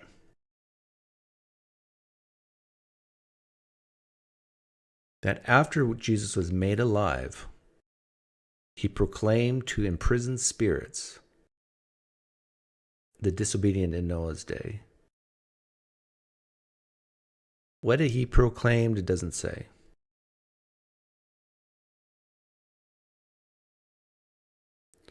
Yeah, but this gets to some really interesting stuff, because if you're a non-Christian, 1 Peter 3:18 kind of alludes to the fact that it is possible that if Christianity is true, you can die, you'll be in an imprisoned spirit, and Jesus will knock on your door and say, by the way, Christianity is true, here I am, I'm Jesus. You want to get out of this prison? Come with me to paradise? Sure. Now that I know you're real and you're really God and that the spiritual realm is real, I've been in this spiritual prison for like 40 days and 40 nights. Yeah, sure. What's the buffet like in heaven? Is it better than here? Because I'm allergic to shellfish. I don't like shellfish. Well, you don't either. Okay, whatever, fine. Okay. You're going the afterlife thing again. Okay. Yeah, so it's not that they retroactively, it's that they went to hell. But there's two places in hell, according to Jewish culture. There was outer darkness, right, which was like suffering. And then there's Abraham's bosom, where you were in comfort. And they waited there until Jesus died on the cross. And then Jesus went and gave them the gospel. And he set them free from hell. If I die an unbeliever, do you think that could happen to me? I don't know what your judgment's going to be at the end of the day. Like, again, I don't think ignorance is going to send you there. I don't know if God's going to work with you. I don't know if purgatory is a thing where he will burn away the sin that's left in you until you're sanctified. And I don't know if you're just lost. And Well, and I you're not gonna make it. understand you don't know, but like, if you believe that God actually went into purgatory or hell or wherever to convince people of Noah's day of the gospel and Jesus. No, It okay, seems no. like- So when you go, you go to show for a time, and then on Judgment Day, like when you actually face judgment, you'll be thrown into the lake of fire with hell, which is that's the place of ECT. That's eternal conscious torment. It's not hell. Like, there is torment in hell for those who didn't accept, those who are against. We see that. It's amazing the confidence that people show about things like hell and purgatory and spirits, when the only evidence they have for this is some writings in an old book. Maybe they'll go to near-death experiences as evidence too, but it's mainly an old book. This with the parable of Lazarus and the rich man. But at the last day, hell itself gets destroyed in the lake of fire. It no longer exists. Right, but the people who died in Noah's day, so they're dead. I understood you to say the first Peter Mostly says dead. that God went to these people after they're dead and convinced them of Jesus. Well, I don't know. He gave them the gospel. I don't know who Gave them the accepted it. gospel, okay. I don't know what went down. But it says Okay. that he went to preach the gospel to those who were in Noah's time, who were in which says those who were in prison. Okay. Now, if God does not do that with me, as what he did with the people in Noah, then you're just like and this is true, and you believe this, then you're just like the Calvinists, where God just arbitrarily chooses who he talks to in the afterlife. Doug, this is why I think you're being disingenuous or not paying attention. Right? I think you're being kind, and I think you do intend to have a good conversation, but maybe it's just the spectrum of like what you believe versus what I believe. But I've already said several times Ignorance. that you will be presented with, and it will not be for your ignorance. And right now you're bringing it up in an objection that if he doesn't present himself to me, he doesn't show, it's not fair because I'm ignorant and I don't know. It's not for ignorance. Like, I really don't know how you're not getting that. Forget about the ignorance word. Just forget about it. But why would I forget about it when you keep bringing up the ignorant objection? I never uttered the word ignorant in the last. You just said, 3 minutes. you literally just said, if he doesn't come to me and give me the same courtesy that he gave to those then, Right. it's not fair. Yeah, that I did not utter the word ignorant or ignorance. So what is the difference between you and them? If it's not fair? Nothing. Well, then, yeah, bro, then it is fair. Because if you have the exact same standard, then there's no unjust or unfairness. The difference is that one has been presented different evidence than the other person, right? If Jesus himself shows up to a person in one case and not the other case, there's a difference in evidence. Fair? I think that's fair. Right. So your position is, well, I'll ask it. Do you think that if I die an unbeliever, that God will try to convince me or present the gospel like he did with the people of Noah's day? I believe God desires all people to come to the knowledge of salvation. So therefore, God is going to work with you in creation, and he's going to do his best to give you the opportunity for you to either make the choice. Now, here's the thing. God also knows if you'll never make the choice. He knows that. He knows if you would reject him, which is why I mean you can't loophole God. Okay. Whoa. So I actually See, there's so many thoughts go in my mind. God knows what you will choose, so you can't loophole God. He's kind of implying that you can't change the future. God knows you're not going to choose him anyhow, so why would he even try? Which means you can't change the future. Which means this free will choice thing is just an illusion. He's kind of admitting this here. When he says God knows what you're going to choose and you can't loophole him. You can't change it. have nothing to worry about then if you're right. Because I'll tell you the truth. If I Look at die the and I fish. find out I still have consciousness and God appears to me and presents to me the gospel and I'm dead, and I mean like physically dead, but Mostly I'm in dead. some spiritual realm, I tell you, that's going to be way more powerful than a 2,000-year-old book I have now. And so you're going to give your life to Christ? Yep. And you're going to accept him as Lord in your heart, not just as I want to escape my hell heart. card? The best I can, yeah, because I don't want to go to hell. Well, fear of the Lord is the beginning of wisdom. So There you go. all I have to do is wait to die. I wouldn't play that game. You want to play Why that not? game? Go for it. Like I got nothing to lose. You can't loophole God. It sounds like you're trying to loophole him. No, not loopholing. I'm waiting. I'm waiting for better evidence. Again, it sounds like you're trying to loophole him. Do you blame me for waiting for better evidence? A little bit, yeah. I take the Pascal's wager approach, which is not what most people think. Pascal's wager is do everything you can to see if it's true because you have so much to gain. But Yeah, Pascal's wager. Do everything in your power to see if it's true because you got so much to gain. And you got so much to lose too, right? What Big John Steele, I should have asked him this, but I didn't. And I'll end it here with him and then move on to Matt Dillahunty and the Transactivist crowd. I should have asked him, why are you taking a huge risk with Christianity? And then he would say, well, what do you mean?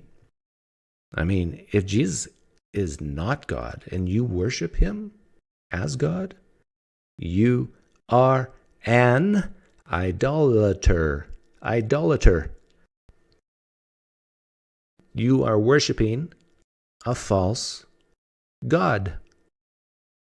Now, if this Yahweh type God exists, I've read, God doesn't take too kindly to people worshiping other people, other entities other than him. Doesn't like that. Big no-no. Now, I don't worship any gods except myself, right? That's what Christians would say. I made myself the God of my own life, which Big John still has done as well because he's freely chosen to worship and submit to this God. So in essence, he has made himself God of his own life as well. But I digress. I don't worship any gods. So God will look down on me and say, well, he's rejected me, but at least he's not worshiping some other god. I mean, good for him. He's rejected all of them. But Big John Steele, he worshiped Jesus like Jesus is God, and he isn't in this hypothetical. I mean, you take that smile that Yahweh has and turn it upside down. It's now a frown. And if there is a hell, and if there's a hell with different levels, I tell you, I'm going to hell poolside. I'll be next to the buffet. But if Christianity is false and Big John Steele worships Jesus as God, he will be in the dungeon part of hell. Are you taking calls? I want to talk Arden Matt duo. Well, I want to talk about it too. It's right here. But maybe we should play it first. Let me think about it. Do I want to take your call first or play it first? I'll take your call first. Why not? I got so many things to say about that. I don't even know where to start. So go to Whereby. I'll give you the link. If you're boring, I'll boot you. Oh! It's you! Bro, why are you trying to loophole God? Bro, seriously. Bro. Anyways. Yeah, sorry, I don't know if you had the link up. I was watching you stream for a bit. I'm willing to join in on the conversation you just had or the one you're about to have. What are your thoughts? Oh, I want to talk with you about something completely different. Well, can I just say that I really think you broke that down well. And the fact that he believes in a God that needs us but doesn't need us. Anyways, you get it. I'm just cheering you on. Okay, something. Yeah, you're buttering me up. Yeah. Because what I want to talk about is the election. Oh, my life. I'm kidding. I'm not going to let you clip me on that. Probably my taxes will go down. And I had this realization that I thought, I still wanted Harris to win, obviously, but Biden's president right now, so he could just do things. He could do things, and Harris is not doing. Like, Biden's not doing things. Harris would probably take office and not do things. I'm not happy that Trump won, but life goes on. For those of you who don't know, the guy talking right now is progressive, left-wing, granola crunching, tree hugging. The world's coming to an end due to climate change. A liberal, who I like. And you convinced your own father to vote for Harris, wasted vote. And my mother. And your mother. Yeah. I think everyone in my family voted for Harris. So I hate it when people say I don't know anyone who voted for Biden. I know a lot of people who did. Are you one of these lefties who is now terrified for your life and that sort of thing? No. Didn't you hear me a second ago? Life will go on. Okay. I think the biggest thing is I'm not part of a marginalized group. I think that's the issue why I don't have as much stress. If I was part of a group that is going to be more impacted by this administration, I think I'd be more worried. That's part of the reason why the Democrats lost, is because of this whole idea of marginalized groups. People are sick and tired of hearing about marginalized groups. Grow up already. Get your cry down. Go to your room and cry a couple hours if you're a marginalized person. And get stronger. I know, I think you're right, but the problem is you're right in the wrong way, because Trump rallied people around him being a marginalized person. He said, I'm a victim. They're after me. They're coming after me. And yet we think of Trump, or at least people who voted for him, think of him as a victim of the system. Look at what the courts did to him. Look at, he lost. And it's amazing to me how the people who are actually suffering in our society are the ones who we just trample over, it seems. Those are my views. I know I'm a feel sorry for him person, but you have that. Well, you make a good point about Trump kind of making himself out as a marginalized person. But if, let's say, he is innocent of every single charge thrown at him, sure, then you would admit that, yeah, that's pretty bad, right? Yeah, he'd be you think of all the things people have said about him, all the court rulings against him. I mean, he's even got racism from, I think, allegations alleged racism, of housing discrimination from the 90s. There's E. Jean Carroll. There's a lot of things going on. You even had people on The Apprentice who said he inappropriate. I don't want to say things that could be liable. Let's just say there's a lot of allegations. This is what I quote unquote heard, because I think it's, who is it? Is it who's the guy who's going to be like head of the FBI? Man, they've talked about really coming after people. So these are all alleged things that other liberals are saying. I'm just repeating the allegations of other liberals. I have never said such things.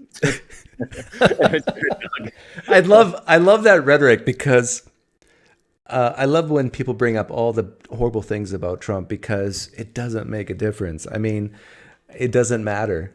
And the election proved that. My favorite, it doesn't matter about Trump, but it matters to me thing is What? It's that he says he's 6'3", because if you ever see him in a photo, He isn't. Oh yeah, hey Doug, we're now best friends. We got upgraded there. He's 6'1" is my guess. Yeah, he's about 6'1". Obama claims to be 6'2". He's shorter than Obama in a lot of photos, and he wears lifts like crazy. Dude is halfway falling over forward with his lifts on. I have a chance to go see Trump in Phoenix this Sunday. Really? Like in the crowd? Yeah. Oh, well, you were rubbing shoulders with Turek, so I don't. You might be rubbing shoulders with Trump. James Lindsay. I met him last time. Oh, wait, did you meet James Lindsay? Yeah. Me and Reed went to Turning Point USA last year, so this is now a year later. Oh. Yeah. And I'm trying to bring my children to go because they have a speed dating night for college and career age people. And okay. I think that's great. You can, it's so hard to find the love of your life nowadays. And, but he wasn't too keen, and my daughter definitely didn't want to do it. Well, your kids are, I don't want to, I know your kids are older now. I've been watching you I think your kids were in high school, like early high school, maybe like 5 years. They both graduated. My son just graduated. That's what I thought. Like 5 years, like 15, 16. Now they're probably 20. You don't have to say. But I am, of course, very happy that Trump won. But I do think economically we're in for tough times in the next couple of years. Did you hear my prediction the other day? No, go ahead. I've missed a few streams. I just caught this one. So my prediction is that we could go into a recession. I'll be dogmatic. We're going to enter a recession in the next 2 years. And the Republicans are going to take a huge hit in the House in the midterms. Then things are going to stabilize and get better again. And then Trump will leave office, and J.D. Vance will win 2 terms. So another 8 years of J.D. Vance.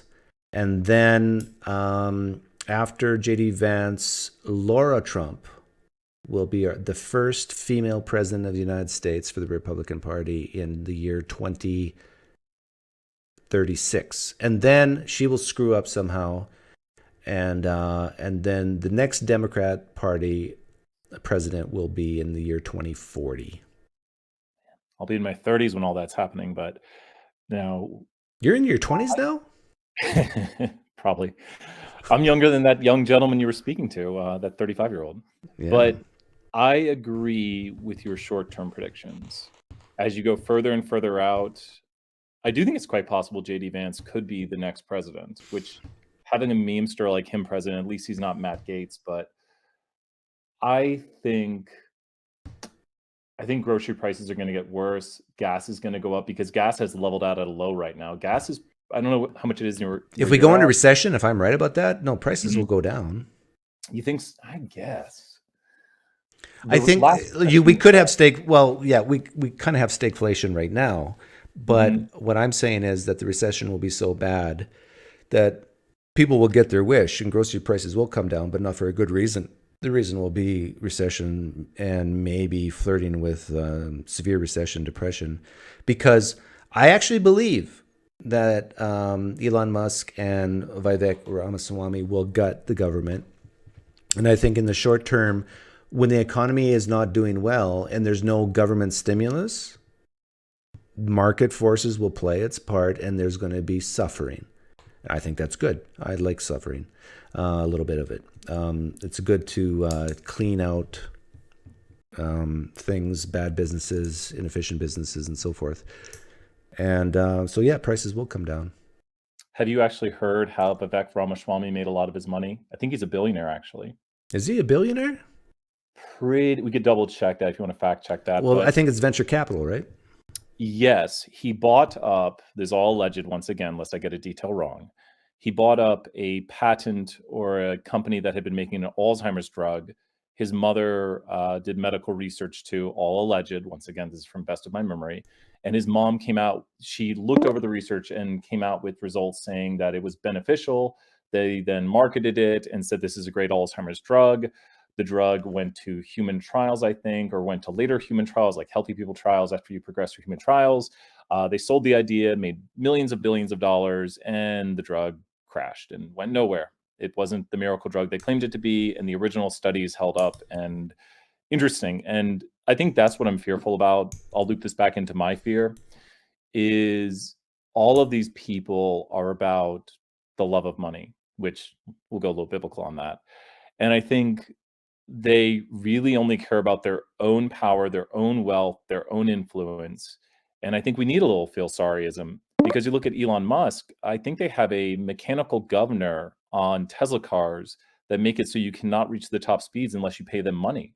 The last thing I'll say on this is there was a car company charging people to have electric heating in their car, which is a feature you normally have. Everything's becoming a subscription.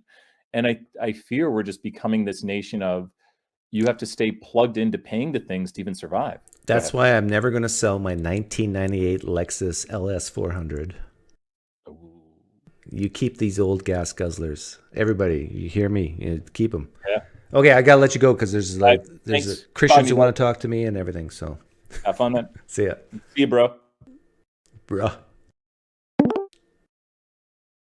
Okay, Yimby, you get your chance. Hello. Oh, Pine. Am I on? You are live. Fine. What did you want to talk Wait, about? so is the other... Sorry about that. Wait, hold. I need to turn off the stream. Okay. Yeah. Rookie mistake, but I'll let it pass. Yimby is a newbie. I think I've talked to you before. Can you talk now? Or are you trying to find the tab?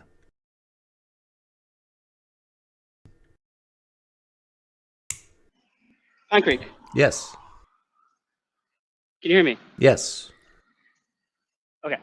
So I wanted to talk to you about the shifting strategy that we're seeing from our friends at the line after the election. I don't know if you've seen that they've been talking a lot of strategy since they lost, and it's quite hilarious what their plan is. What's their plan? So Arden basically said yesterday that she doesn't care anymore about transphobes recognizing her as a woman, and she just wants people to leave her the fuck alone, apparently. I can do that.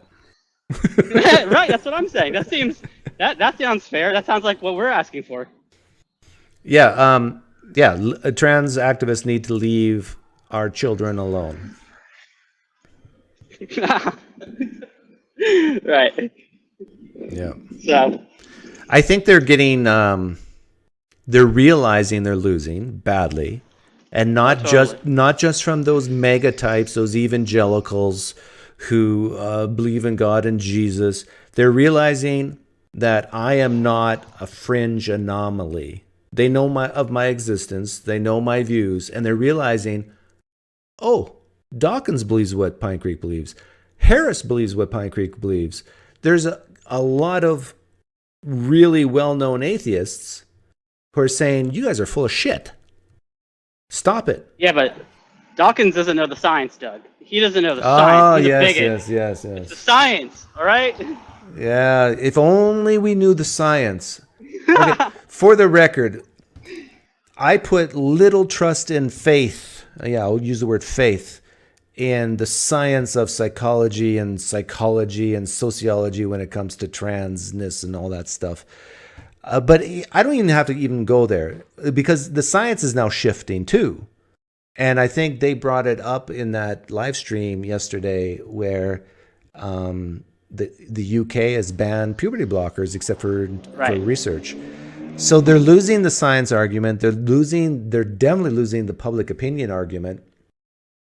And they made so many mistakes, and I called them out years ago. If they would have just, if trans people would have just stayed out of sports, women's sports, and in fact, anytime it did happen, they said, this is ridiculous.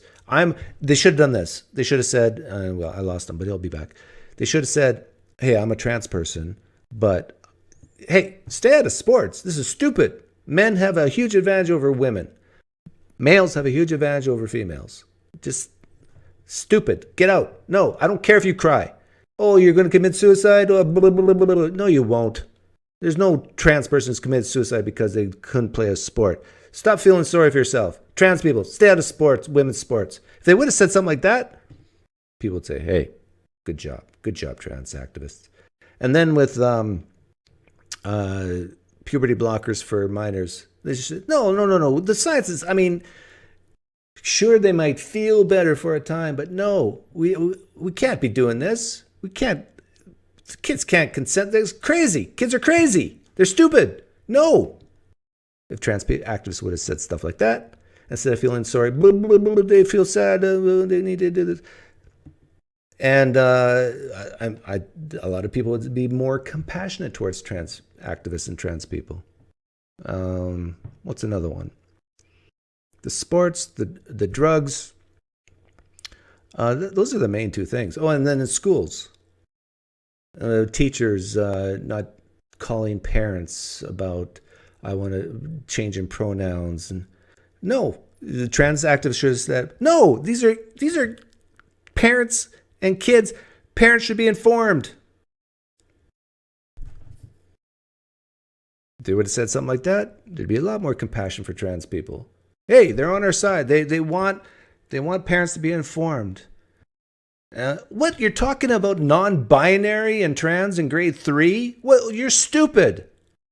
Stop that nonsense. If they would have said stuff like that, then the general public would have said, hey, okay, good for you. Like, we respect that.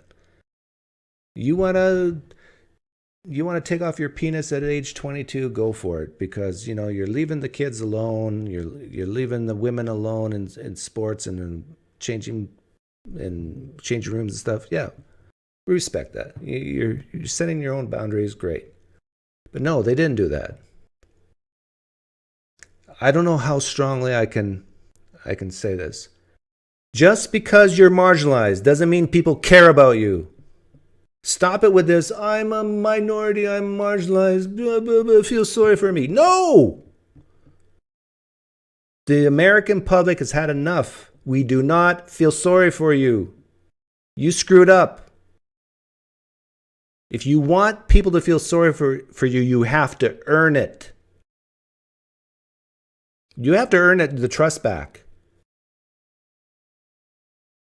The same goes with African Americans in this country. The woke ones, I'll say. There's a lot of African Americans who agree with me with what I'm about to say. But this whole thing, I live in the United States of America, it's 2024, but I'm oppressed. Stop it with that nonsense. Boo, boo, boo, boo. Nobody feels sorry for you African Americans in the year 2024.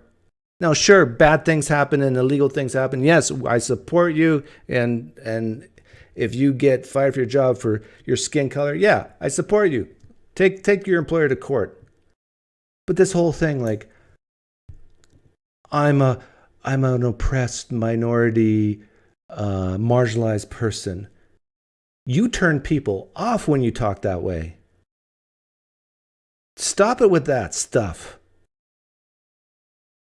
You're basically saying, treat me like a child. Treat me like a baby. I can't do anything on my own. That type of weakness is so unappealing. There. Is that a good enough rant?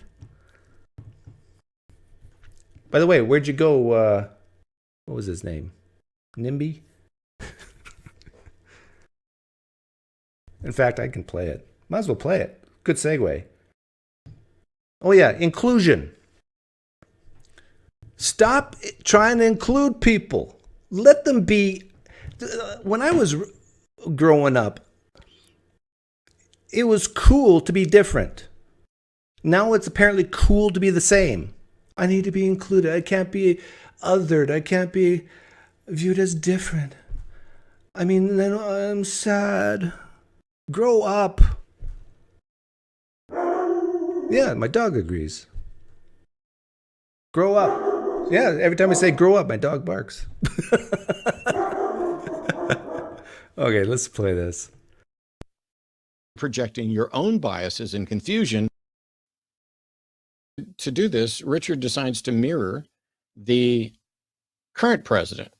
So it's like one president, hot on the heels of an outgoing president who thinks a man can turn into a woman. We now have an incoming president who thinks it's a great idea to put anti-vax loonies in charge of the Department of Health. Now, I can't speak for President Biden. It's entirely possible that Biden may think that a man can become a woman, but I don't, and that's not what trans ideology is. And so while Dawkins has repeatedly been wrong about the science, along with Jerry Coyne and others, he's also wrong about what trans ideology is in general. In no way is this about men turning into women, but it's important to note that not only is that fallacious and a lie on their part, but all or almost all they ever talk about is trans women. Trans women are the focus. They're so butthurt and irritated that the world has changed, that it's trans women that are the problem, not trans people, not trans identity, not trans ideology. It's trans women that are the problem, according to them. Yeah, you know why? Because they're men. Trans women are men. Trans women are men. They're men. They're males. They're men.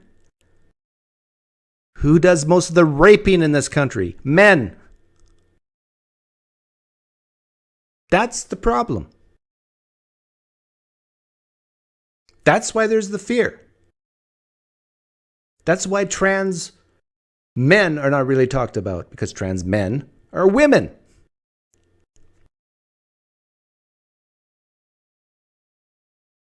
That's just science. And that's why they're the only ones that ever get mentioned. So this is something you'll also see from Sam Harris shortly when we start talking about his recent podcasts. The entire or nearly entire focus is on trans women. The important thing to remember is that nearly every single objection that Dawkins or Harris or anybody else launches with regard to trans ideology is an equivocation fallacy. Oh. They're using woman just on its own in the way that I would use cis woman. They're using biological woman in the way that I would use cis woman. Cis woman. And so they contrast trans women with women, trans women with biological women. They don't contrast trans women with cis women, which is the correct position. The correct position. It's the correct position. You heard that. It's the correct position. Correct position. I think he just admitted that trans women are not real women, because you got to put the word trans in front of it. If trans women were real women, you could just say women. And he's saying you got to put trans and cis. So when I say real women, I mean cis women. So trans women are not real women, cis women. That's just science. That's the correct position. Thank you. That is the correct contrast, because trans women aren't claiming to be women in the cis women sense. They're claiming to be women in addition to cis women, and they're not. In what sense do they mean they're women? It's an internal experience. It's because I have narrow shoulders and therefore I'm a woman. It's because I have a flat chest. Or no, big chest. I'm a man with saggy man boobs, and so I'm a woman. I mean, it's the stereotypes. I'm a man, but I have the stereotypical features of a woman, so therefore I'm a trans woman. Deceiving anybody. They're not claiming to be cis women. They're claiming to be women. Trans so women. Biden may think that a man can turn a woman, but that's not trans ideology. And if he does, he's almost as confused as his fellow octogenarian Dawkins. Richard, finish your last hurrah and take a nap. because you managed to get the biology wrong, the sociology wrong, the psychology wrong, and you are going after What biology to get wrong? He just has different definitions than you, Matt. He has different definitions than you, Matt. He has different definitions of you, Matt. In fact, he has the classical definition of man and woman that you have now skewed. It might be helpful if you get rid of the word women and men altogether on this topic. Just say male and female. So, Matt, you're having coitus with a male. True or false? Do you care about truth? Do you care about truth? Do you like to believe true things? Do you? Do you? True or false? You like to have sex with a male. True or false? By the way, he's having interactions, personal relationships with a trans woman. That's not a real woman, not a cis woman. That's what I mean by real woman, cis woman. It's all about definitions. So once you start saying things like, Richard Dawkins is wrong scientifically, that's an equivocation fallacy of which he's actually correct scientifically if you understand his definitions. You just don't accept his definitions. And I don't accept yours. And he doesn't accept yours. a marginalized tiny portion of the population in order to score points. See, here's with what bigots. the rant I just had a few minutes ago. Portion of the population. And you are going after a marginalized tiny portion of the population. A marginalized tiny proportion. We're done with this crying business. Oh, these poor marginalized people. We're done with that. If you want us to feel sorry for you, earn it. Start being productive members of society, for example. Have that as your lead. You should feel sorry for me because I'm a productive member of society. I contribute here, here, and here. And I think a lot of trans people do. But that should be your lead. Not feel sorry for me because I'm trans. Feel sorry for me because I am black. No, we're done with that. I think society in the United States is done with it. Sorry. You can't pull that card anymore. Just because you're marginalized doesn't mean you get your way anymore. Or that you get this feel sorry for you. No. You got to earn it. In order to score points with bigots. Bigots. And now you're projecting your own biases and confusion onto others. Matt, you're not going to win. You're going to constantly lose the public support if you start calling people who disagree with you bigots. In fact, you know what? I encourage you to keep doing it. Keep calling people who disagree with you, who do not share your definitions, keep calling them bigots. I dare you. And see how that goes for you. How many elections do you have to lose until you learn that lesson? You know what, Matt Dillahunty? It has gotten so bad, the misuse of the word bigot and racist and homophobe. People don't even care anymore if you call them that. It has lost its punch. In fact, I would dare say that the words bigot, transphobe, homophobe, sexist, racist, all those terms, they've been so misused in the last, 5 to 10 years. People are actually proud to be called it nowadays. Because it seems like those are the ones who are actually sane. The bigots are actually the sane ones, it seems. And you so-called holier than thou, I'm the accepting one. I'm the inclusionary one. I'm the non-bigot. We view you as the insane one now. So if you want to be viewed as the sane person, the reasonable person, it almost seems like you have to be a bigot. In Matt's world. This is so much fun. You guys, if you knew the dopamine hit I'm getting right now. I mean, I wish I could take the dopamine that's flowing through my bloodstream and give it to you all. So you can experience the joy I'm experiencing. Maybe it's Jesus. You're anti-science when it comes to the best information. about best transgender anti-science. studies, healthcare, and rights. Hey, everybody. Hey, American public. Be anti-science on this one. I encourage you. By the way, as I talked to my favorite liberal friend earlier and the other guy, the science is actually on my side, Harris's side, Dawkins' side. No, we should not be given drugs, puberty blockers, HRT to kids. No, there's no evidence shows that helps. It might make, Doug, it lowers the suicidality. It doesn't actually lower the suicides, but it makes people feel happy for a time.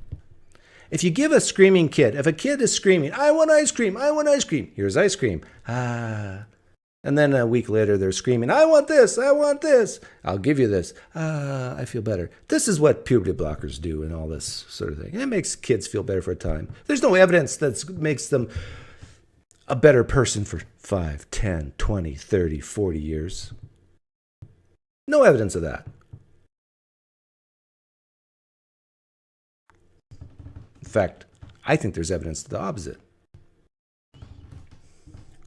You want to accuse the president of being anti-science, and the current one may or may not be anti-science. The current one may just be oblivious and putting anti-science people in charge of stuff. But neither of them are as anti-science as the should know better prominent scientist who is ignoring both the biology that counters what he said and the psychology and the sociology that counters what his position is. Oh, yes. These great sciences, sociology, psychology, the pinnacle of science, the reproducible, the repeatable. Oh. You see, trans folks aren't cis, and they're not claiming to be. It's right there in the trans part. But some of them claim to be men, women. So I guess from now on, if you hear a trans person say that they're a woman, and then say they're male, you say, whoa, Matt Dillahunty says you're not claiming to be a woman. You're male. You need to say every time, you need to put the word trans in front of it. Because you're not claiming to be a woman, you're claiming to be a trans woman. You're claiming to be a male who identifies as a woman, so you're a trans woman. You're a male trans woman. In fact, that's a good compromise. Every time a trans woman says that they're a woman, they should say, I'm a male trans woman. That clarifies everything. That's so scientific.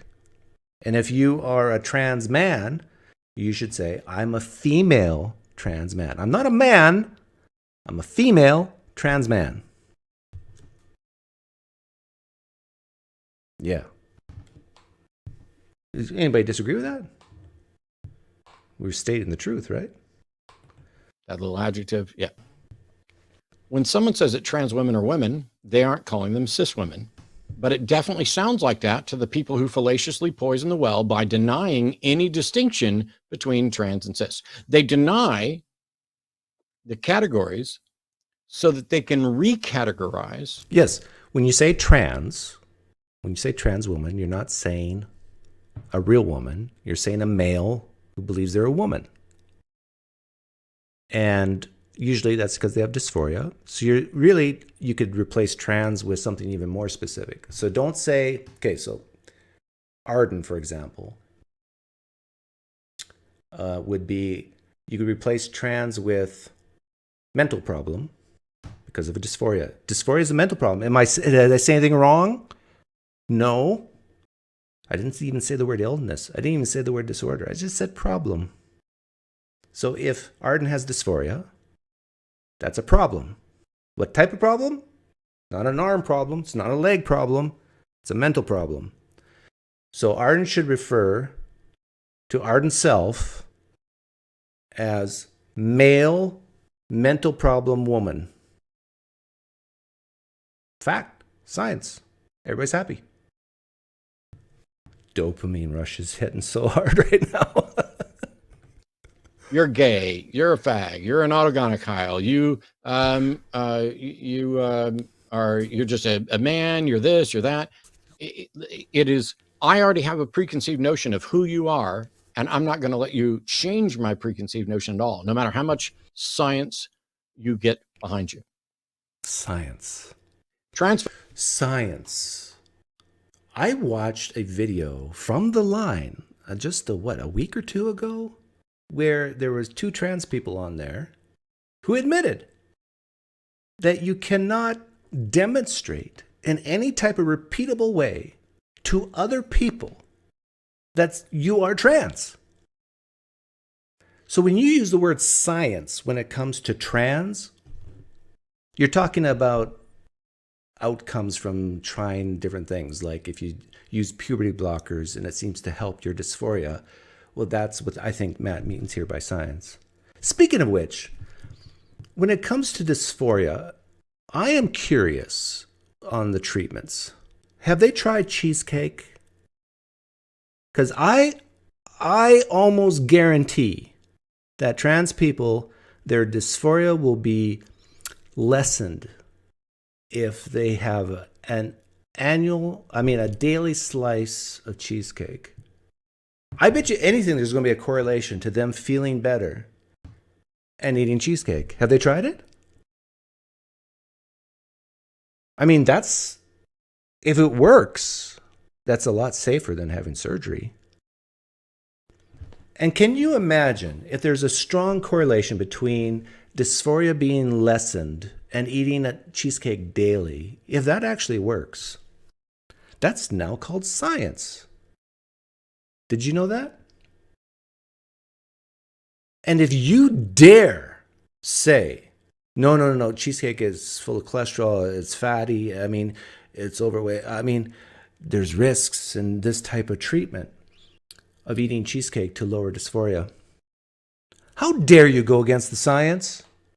The science says that people's dysphoria is lessened if you eat delicious cheesecake every day. How can you not be happier? How can your suicidality not decrease by eating cheesecake? To me, this is the real science. You see what I'm doing there? Hey, you woke progressives, you see what I'm doing? You get it? Just how nonsensical I view this?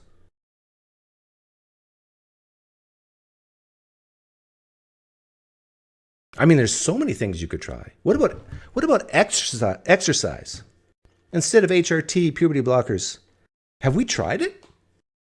Have we taken 1,000 or 10,000 trans people and given them a very strict and tasking regimen of exercise? Where they're really sweating and seeing if that lowers their dysphoria. Getting them so tired from the exercise that they're so tired they even forget that they're experiencing dysphoria because they just want to go to sleep.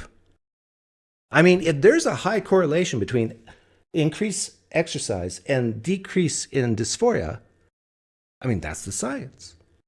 Have we tried it?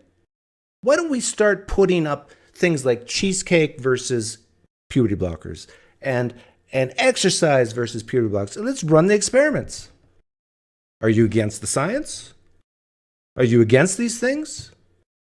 To try different techniques to lower dysphoria? You're just closed-minded if you're against this. With the mass deportations going to happen because of the Trump presidency, there's going to be a lot of people needed to pick our fruits in the southern U.S. Maybe we should get trans people to pick the fruit because we're going to, all the illegal immigrants will have to leave, so we need laborers. Maybe they can pick the fruit in the fields, work hard for 12 hours a day, that when they come back home to their tent on the field, that they'll be so tired they won't even care about their dysphoria. If that's the goal, to lower dysphoria, maybe we should try it. Folks generally aren't claiming that they become another gender or sex, but that they are a gender which doesn't match the one they were assigned and doesn't match the normative. Oh, they are. Interesting. I thought people can identify as a woman one year and a man the other. I thought it was self-ID.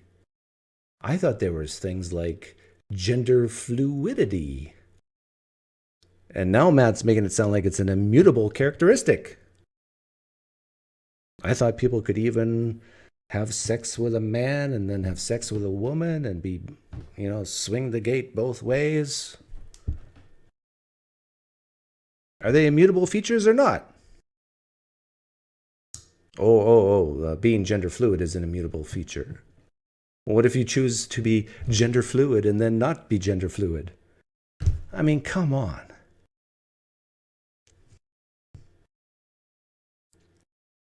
Hey, Pinecreek, what do you think of secular-based conversion therapy? Well, it depends what you mean by conversion therapy, but people like Matt Dillahunty, I think, believe in conversion therapy. They just convert the body instead of the mind. But Doug, it's so much work to convert the mind. I mean, it's so much work. It's easier just to cut off a breast. I mean, if you can cut off breasts and feel better, why should we go through all the work of changing and working through the psychological problems?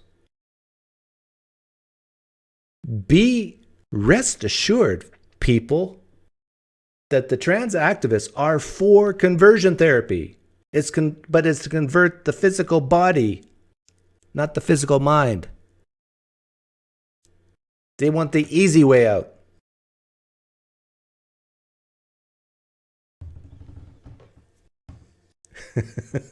Did I put the link? I'm sure there's people who hate me now, which gives me pleasure. Let me put the link in here.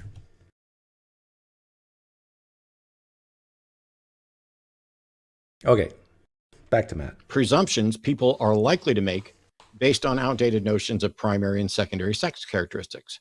They're saying it's more complicated than that. And in the same way that a child might know that he's gay, we did this with gay rights. Oh, you just made a choice to be gay. Okay, then we finally get around to, okay, when I was a little kid. And can one demonstrate they're gay? Can one demonstrate they're trans? I say yes to the former, no to the latter. For example, I bet you I could demonstrate, or Matt could demonstrate for everybody, that he's gay, that he's a homosexual. Homosexual. Homo means same. Sex means male, female. I bet you we could have cameras. I don't want to visualize it, but we could have cameras, and we could have men with penises in front of him and see if his little thingy goes up or down. We could do that. We could run the experiment. Hey, some people think that I'm being crude right now, but I am being scientific. I am saying we can demonstrate. And I'll take it off Matt. I mean, I've been picking on him. I could be sitting in a chair, and you could show me a naked picture of a man, and you could watch if my penis goes up, down, stays the same. And then you could put a picture of a woman, scantily clad woman, Raquel Welch in her prime, in 1975. Woo-hoo-hoo. Sorry, I giggled there for a second. Okay, I'm not standing up. And we could see my penis. By the way, if you're under 18, get out of here. This is for mature audiences only. Yeah, get out of here. And if you are staying, make sure your parents know what you're doing.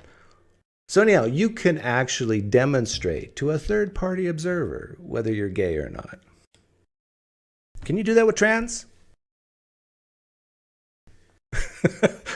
Please just use Matt as an example again. Oh, I'm having so much fun. Risto.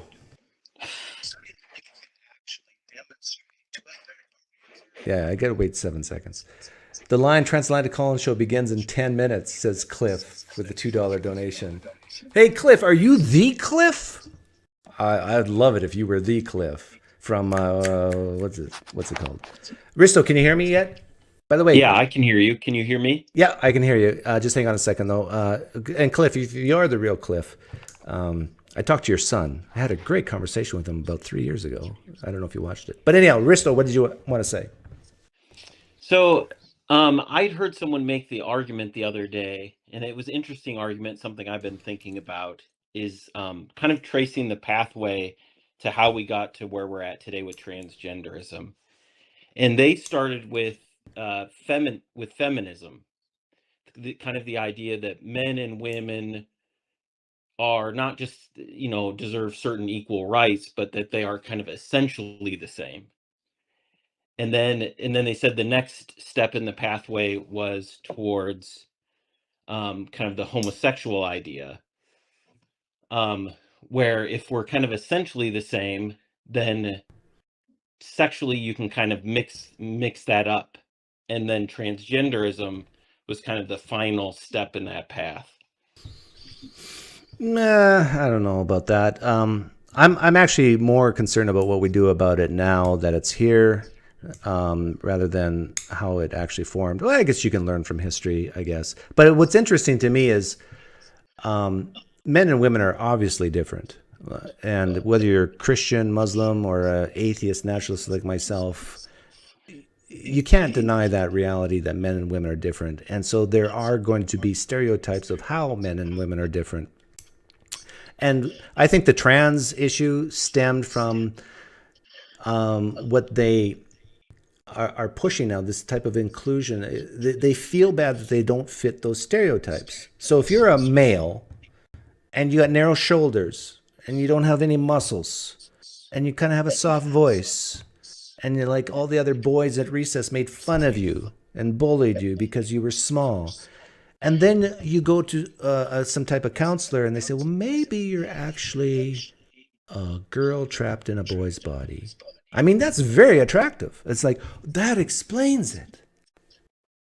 So I have trouble understanding the difference between gender identity and sexual orientation. And you were just talking about that a little bit, where you were talking about, you can test the one but not the other.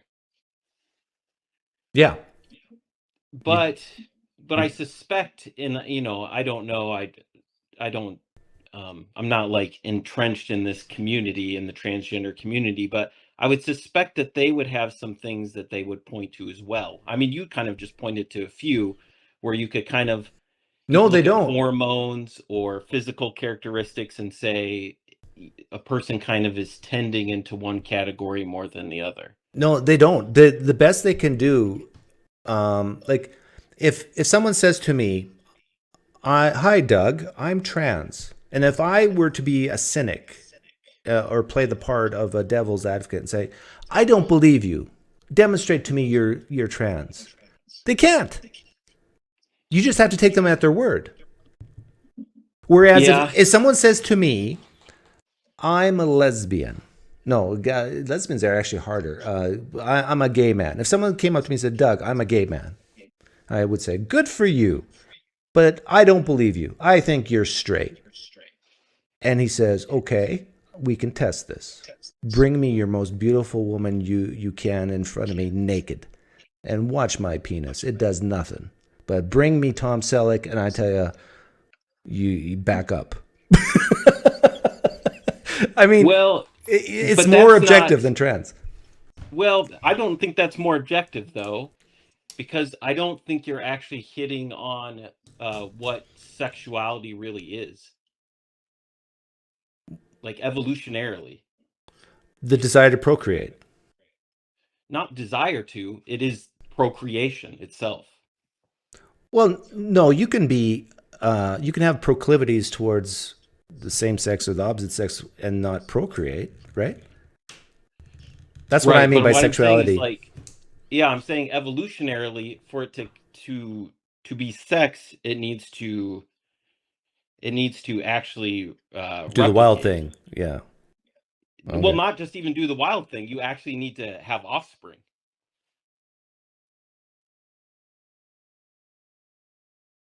Or at least be oriented that way. You know, that's kind of the way in my head that sexual orientation, that's what that is. It's how are we oriented? We're oriented to produce offspring in a certain manner.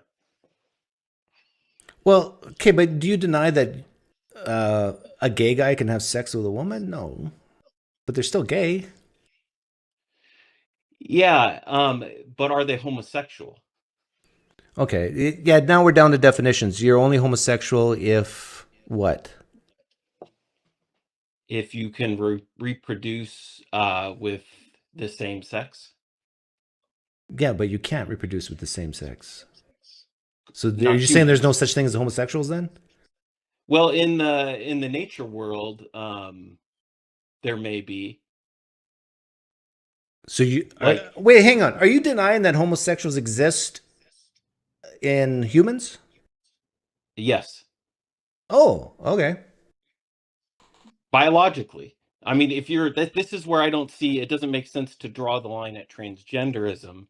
Okay, but you just have a weird definition of homosexual then. But you don't deny that some guys No, no, are wait. No, wait. It's not a weird definition. How do you define heterosexual? As someone who wants to hump someone of their own opposite sex. So that's an ID thing. That's an identity and desire thing. You know, like humans could have all sorts of want to hump all sorts of things, like the couch in the living room. It doesn't mean that I'm couch sexual.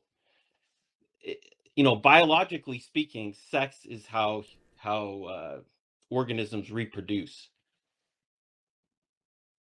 Okay, you know what? I have no desire to fight you on this because I don't think it's worth it. But what's your background? Are you an atheist, naturalist, Christian? Christian, and I study biology. Okay, yeah, I kind of guessed that you were Christian because you're saying this. But what would you call someone who gets stimulated from looking at their own sex? What do you call those people? Depraved? Well, I've heard the term like, what is it, autogynephilic? No. That's when you get off on wearing women's clothes. What I'm talking, or men's clothes, opposite. I'm talking about a guy sees another guy and their penis goes up. What do you call that person?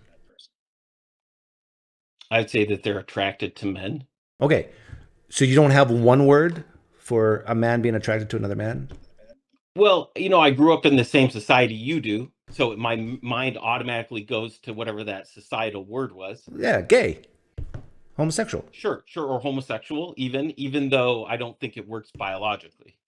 Okay, fair enough. Well, thanks for calling in, Risto. All right, adios. Adios, amigos. And I was attracted to both genders or one gender. It's no different. Like, so it's like, when did you decide to be straight? When did you decide to be cis? I didn't. Oh, well, they can't handle that response, so they have to deny I just responded. any sort of trans cis distinction at all. Trans folks are claiming that they are a gender that doesn't match the normative presumptions that people are likely to make on secondary and primary. What are these normative assumptions?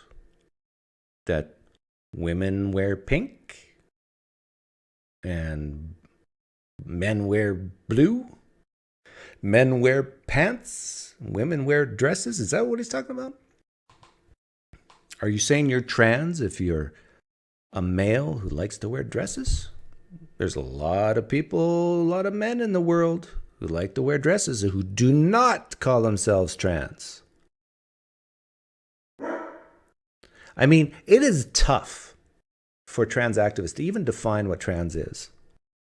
Because when you really pin them down, like I wish Arden would call in. Arden, if you're listening, please. I'll be a nice guy. I'll be nice. But here's an honest question. What makes you think you're a woman? Explain it to me. See, I have a more of an objective definition of man and woman than you do.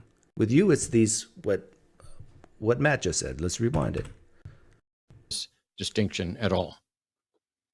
Trans folks are claiming that they are a gender that doesn't match the normative presumptions that people are likely to make on secondary. Like, listen to that definition.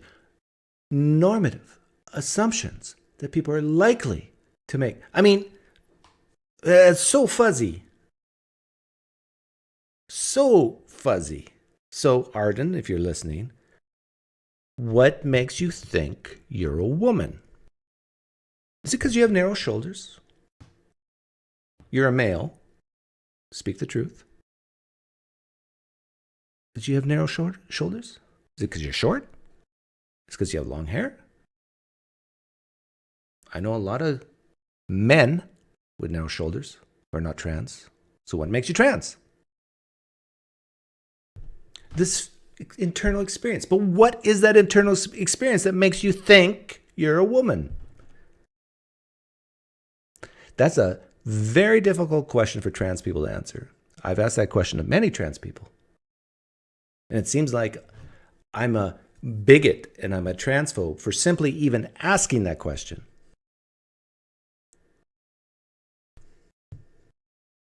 And primary sex characteristics. I decided to bring Arden in as my guest, and she'll be in a couple of minutes, as we're going to talk a little bit about trans issues. We're going to talk a little bit about wokeness. We're going to talk a little bit about the political landscape. And as always, we'll still prioritize theistic callers. But she mentioned a podcast that Sam Harris did last month addressing why he thinks the Democrats lost. Now, I haven't worked with Sam or Richard in years.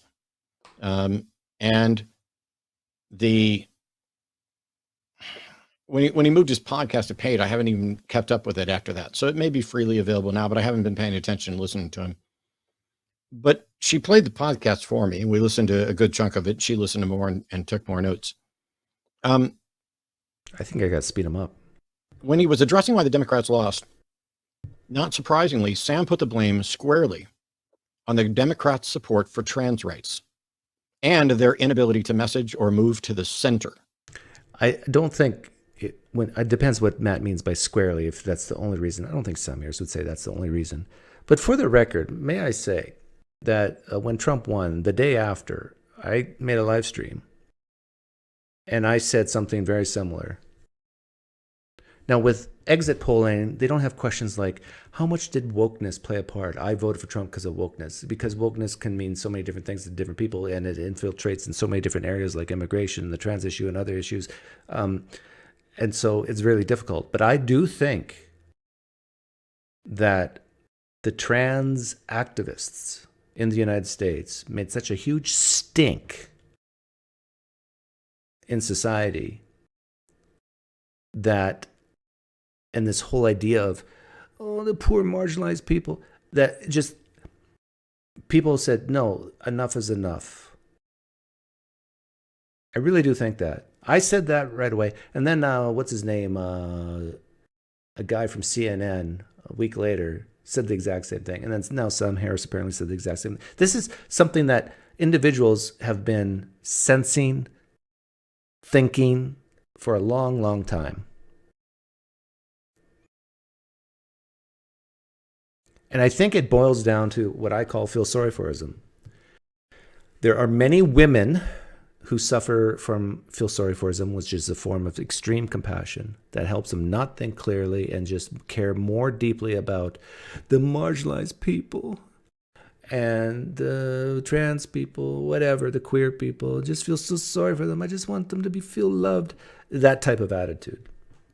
And then you got men who are not typically like that, but some men, especially ones who have been abused, have addictions, been bullied in their life, or whatever, they can empathize more with the marginalized people, the poor people, whatever. And so then they would side with the women who mostly vote Democrat. That can explain the election in a nutshell. Now, of course, there's things like my groceries are too high, inflation, immigration, which is a huge one. But this main division between men and women, compassion versus justice and those things, tough love versus soft love, that can explain a lot of why the election went the way it did.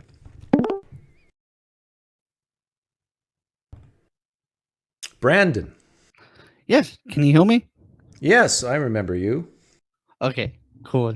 I have an idea about this trans issue thing. There is clearly a difference in chromosomes between men and women sexually, but Yes.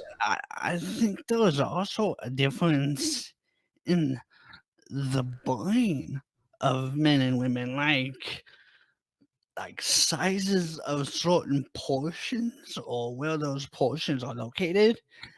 Am I correct about that, or? Yeah, I think some people have said that, but if where you're headed with this is that you can actually tell if someone's trans by putting them in some type of machine and looking at the sizes of the certain parts of the brain, that's false. Oh, well, I don't. Trans is basically self-identification. It's an identity thing, which is this nebulous, weird thing that you could have one identity one year and a different identity the next, depending on the social factors. I thought that was called gender fluidity, though. Oh, yeah, of course. That But- definitely would be involved. But In general, I think the trans thing is about gender expression, not necessarily that you're a biologically different person. I think it's about expression. I'm not sure, though. yeah, and I don't care if people want to express themselves by wearing a dress or pants or whatever, but don't give drugs to kids because they think they're born in the wrong body. Don't let males into women's change rooms and so forth, especially if they look like a male and they scare the women away. And definitely no surgeries for kids. I'd even say even for adults, like you got to make sure that they're mentally all there. Like if they're severely autistic or schizophrenic or whatever, we shouldn't be allowing as a society to have certain organs removed. Is it possible that there could be like unisex bathrooms that can be? Of course, Brandon, we already have I mean- those. Yeah, and that's Oh. and that's where I think most trans people go. But anyhow, Brandon, thanks for coming on. All right, cool. Brandon's been a long time listener of this show. He's convinced that there needs to be a shift to the center, and others think there needs to be a shift to the left. Whether you're someone who thinks there needs to be a shift to the center or to the left, try to set that aside a little bit. Risto asks, thanks for chatting. One last question. How do you define man? I define man as an adult male. How do you define male? I would say there's a cluster of things, but the main things is the ability to form small gametes like sperm, having XY chromosomes, having testicles, that sort of thing. Very simple. But But what about intersex, Doug? What about intersex? Of course, that's where it always goes, and that's what trans activists always talk about, intersex people, when the vast majority of trans people are not intersex. Because the reality is that there wasn't a shift to the left by the Dems. They were closer to the center than to the left on a number of things. Sam manages to agree with my view that social media and podcasts like Joe Rogan are poisonous. And they have increased our access to information. Poisonous. My goodness. Let me be forceful here. The far left is right now in the United States, the far left, what I call the woke progressives, are more hated, more disliked than the far right mega evangelical Christians. Matt Dillahunty, the United States public dislikes you more than an evangelical right-wing wacko Christian.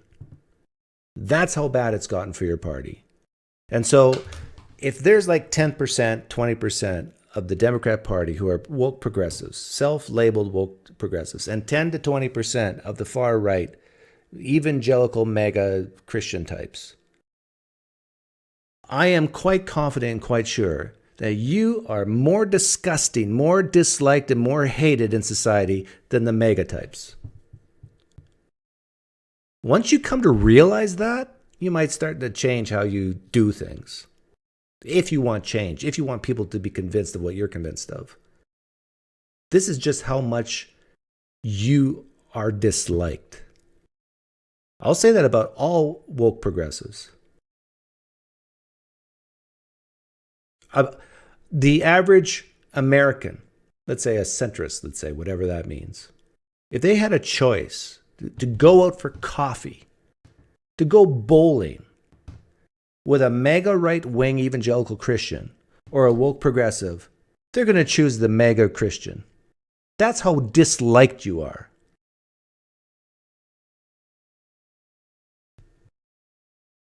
Which means also they've increased our access to misinformation and bad information and disinformation. And they have actually made us dumber. On that, Sam and I agree. But it seems that even Sam isn't immune while spotting this issue. Because while he argues for the center, he makes a number of critical mistakes, not the least of which is that those of us on the left have any interest in moving toward the center. Great question by 1 Kings 18 Apologetics. Like your name, by the way. Doug, do you think we are before or after the weak men create hard times phase? Really feels like we're after it now. I think we're over the hump. If what I just said about people like Matt Dillahunty being more hated and more disliked than a mega person, an evangelical Christian, I think we're over the hump. Have you considered chatting with Stitch and Adam? Yeah, I think I have in the past. Yeah, I'd do it again. Another error he makes is that he talks about strategy and what is potentially effective, while ignoring what is scientifically accurate and morally preferable. He's willing to sacrifice ideals. that phrase, morally preferable. How more subjective can you get? And scientifically accurate. What are you talking about? Matt, what is scientifically accurate? What do you speak of? Is it scientifically accurate that Arden is a woman? Or are we now just talking about definitions? What is scientifically accurate is that Arden is a male. Right? Arden cannot demonstrate to me in any type of scientific way that Arden is a woman. Correct? Just got to take Arden's word for it. Actually, I don't have to take Arden's word for it. Based on my definition of woman, Arden is not a woman. Arden is a male person with mental problems who thinks Arden is a woman. I think that's scientifically accurate. Male's accurate. If Arden has ever suffered from dysphoria, has had or has mental problems, and thinks Arden's a woman. Everything I said is scientifically truth to a T. Perfect. There's no transactivist who could ever disagree with what I just said, right? And justice for a firm status quo defense of the center. But where trans ideology is concerned, he places the most blame. And ironically, despite his avoidance of Twitter, he uses the same outliers and outright lies. What lies? That the right uses to spread misinformation and propaganda. What he talks about 4-year-olds who think they're in the wrong body and males punching women in the 4-year-olds who think they're in the wrong body.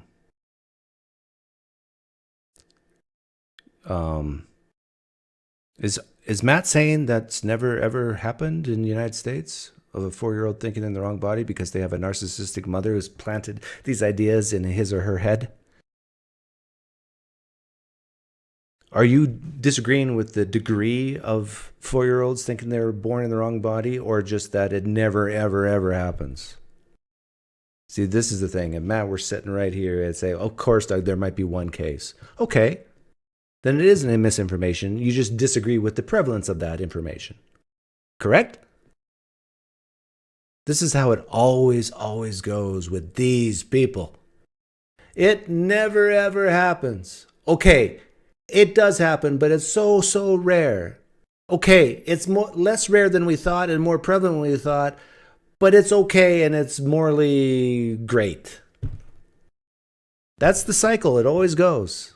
Never happens. Well, it happens, but it's rare. Oh, it's more than rare, but it's okay. The Olympics, neither of which are true in any meaningful way. And while he acknowledges that Kamala didn't even talk about trans people or trans issues, he still needs to blame her on the basis of that. And so she did talk about it prior to the election. She avoided it like the plague because she knew it was a losing issue. This should be a wake-up call to the trans activists listening right now. The reason why Kamala Harris tried to avoid the trans issue is because she knew the American public are disgusted by it and don't want anything to do with it. They don't want this ideology taught to their kids. They don't want males playing against females in sports. They don't want males in women's change rooms. They don't want kids being told that they might be a woman in a male's body or vice versa, and then have these drugs introduced as an idea to help them feel better and lower their suicidality. That's why Kamala Harris was quiet about it, because she knew if she opened her mouth and stated what she truly believed about it, she would have lost by even more. So he thinks that she's still saddled with these issues because one of Biden's first acts was to fulfill a campaign promise with an executive order protecting trans women. And even though they didn't campaign on it, they did that first, and that's going to hang around their neck. And Kamala didn't adequately reply to the lies from the right. What lies? Although he doesn't call them lies. Sam uses the same language and talking points. It's all about trans women and trans women in sports. It's a social contagion in his mind. It's a loony and bizarre idea. True or false, Matt? True or false? Some,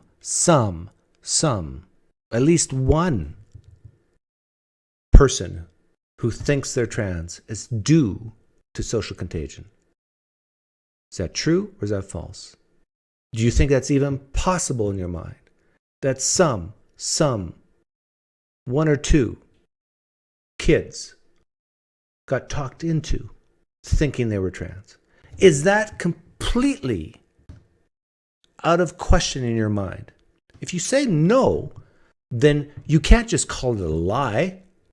You're saying you basically have to say, yes, social contagion does exist, but it's very, very rare. And then you'll go, oh, maybe it's less rare than I thought. And by the way, it's okay.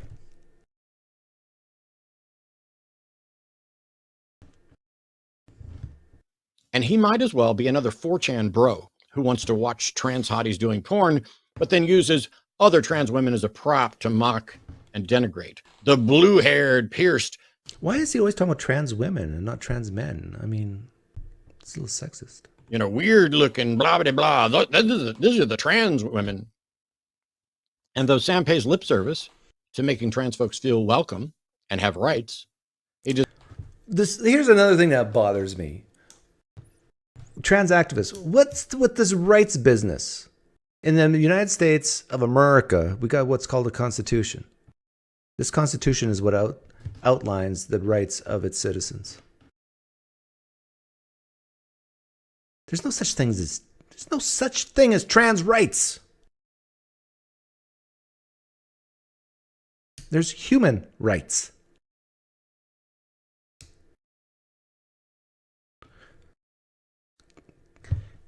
Please, can someone explain to me? Can someone call in right now and explain to me what rights trans people have or are getting taken away that I don't have?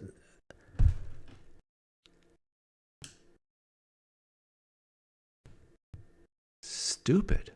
dismisses their transness out of hand in every bit of language that he uses in his attempt to dismiss people. Who cares if you're being dismissed? What is this problem inside the people's heads? I need to be loved. Oh, don't dismiss me. What is wrong with people? Have they not grown up with a good mother and father who have a sense of identity of who they are, that they're so worried about the strangers on the internet or the world thinks of them? Just don't kill me. Don't steal my property. This whole thing about inclusive and feeling accepted. I mean, what are you, babies? Are you children? Are trans people like babies and children that need to be coddled and loved and cherished? I guess they are. And actually, you know what? I'd have more respect for them if they came and just said that. Hi, Doug. I'm a trans man, and but I need you to treat me like a baby. I'm very fragile. Please use the pronouns I want, because I know I don't look like a man, but please use the pronouns I want, because I struggle with dysphoria. I'm very sensitive. I suffer from depression and anxiety. I can't handle the real world. If a trans person actually came up to me and talked like that, no problem. I will treat you like a baby. I will treat you like a young wounded bird who needs holding. I will show you compassion. But once you start demanding things of me, say this. Treat me like this. Do this. How dare you say that? You're a bigot. You're a transphobe. Now, if you start talking that way to me, guess what happens? My compassion for you goes. This is what I think what I'm describing is the majority of America. Compassion for you drops mightily when you start demanding things, thinking you're more important, and because you're marginalized, me, feel sorry for me. Just because you identify in a certain way. No, that needs to stop. That needs to stop with the trans issue. It needs to stop with all these identity type issues. I'm black. Feel sorry for me. Give me a job. Give me reparations. No, you want... You're not going to get any sympathy if you talk like that.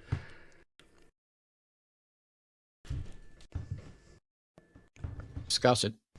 And by drawing the line on their rights at the imaginary boundary where cis women, who he, like his right-leaning bigot friends, refer to as biological women. Keep saying bigot, Matt. Where cis women feel uncomfortable. But it's not the left that makes cis women feel uncomfortable. And it's not trans women who make cis women feel uncomfortable. It's the right and the lies and fear-mongering of the right. Fear-mongering, you say? It's the fear-mongering of males in women's change rooms that's not it?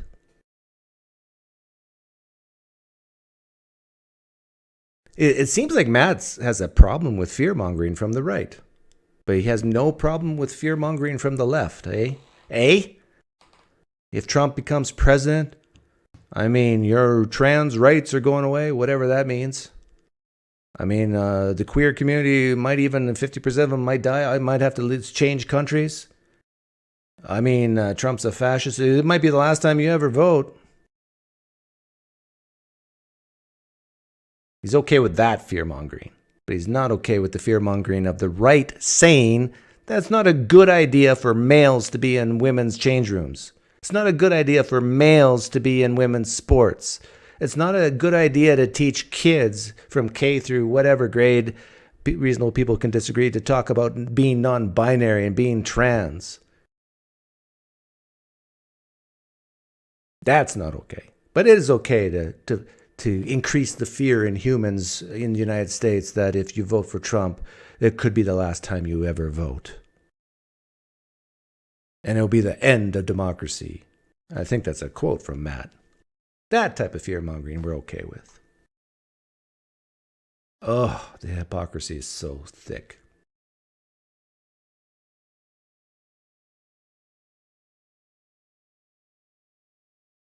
Okay, I think I've had enough of this. If Matt's watching, he's going, whew, thank you. Doug was beating on me pretty hard there.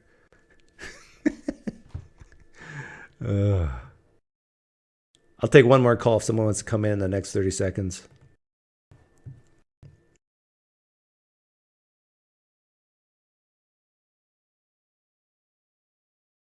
As soon as Roe versus Wade was overturned, the left started claiming that biracial marriage would be repealed next. Is that not fear-mongering? Deer-mongering? Yeah, of course, that's fear-mongering. By the way, this whole... Matt was talking about lies coming from the right. What about the lie that if you vote for Harris, that somehow women's productive rights would be back on track, or that there was an implication, at least, that Roe versus Wade would be reinstated? I mean, no! There was nothing Harris could have done. Maybe she got the Senate and the House all to be Democrat, but then you got the Supreme Court. Good luck.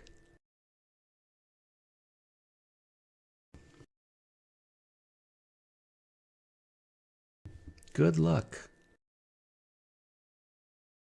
Basically, the reason why people voted against Trump on this issue was just a revenge vote. I hate you, Trump, for doing this, for putting those Supreme Court justices on there. I hate you, I hate you, I hate you. And I'm going to punish you by not voting for you. That's basically it. And that's their right to vote that way for that reason.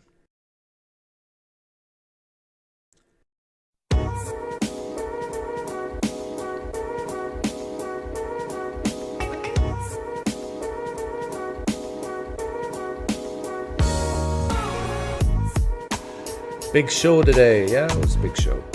Big show.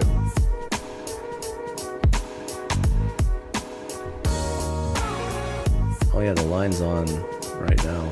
There's no way in the world they'd let me call in. I've tried. Over with every person I meet. I used to work retail. Tried twice, 3 times.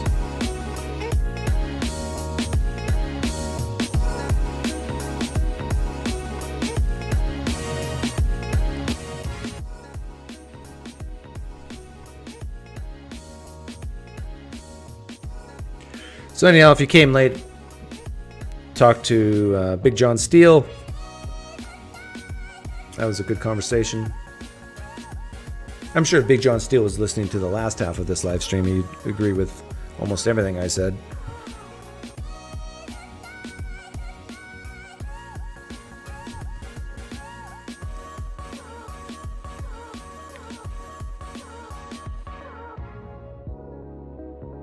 Doug has faith in society self-correcting. Maybe I am a little optimistic. How do you respect someone who doesn't respect themselves? Exactly, John Thomas.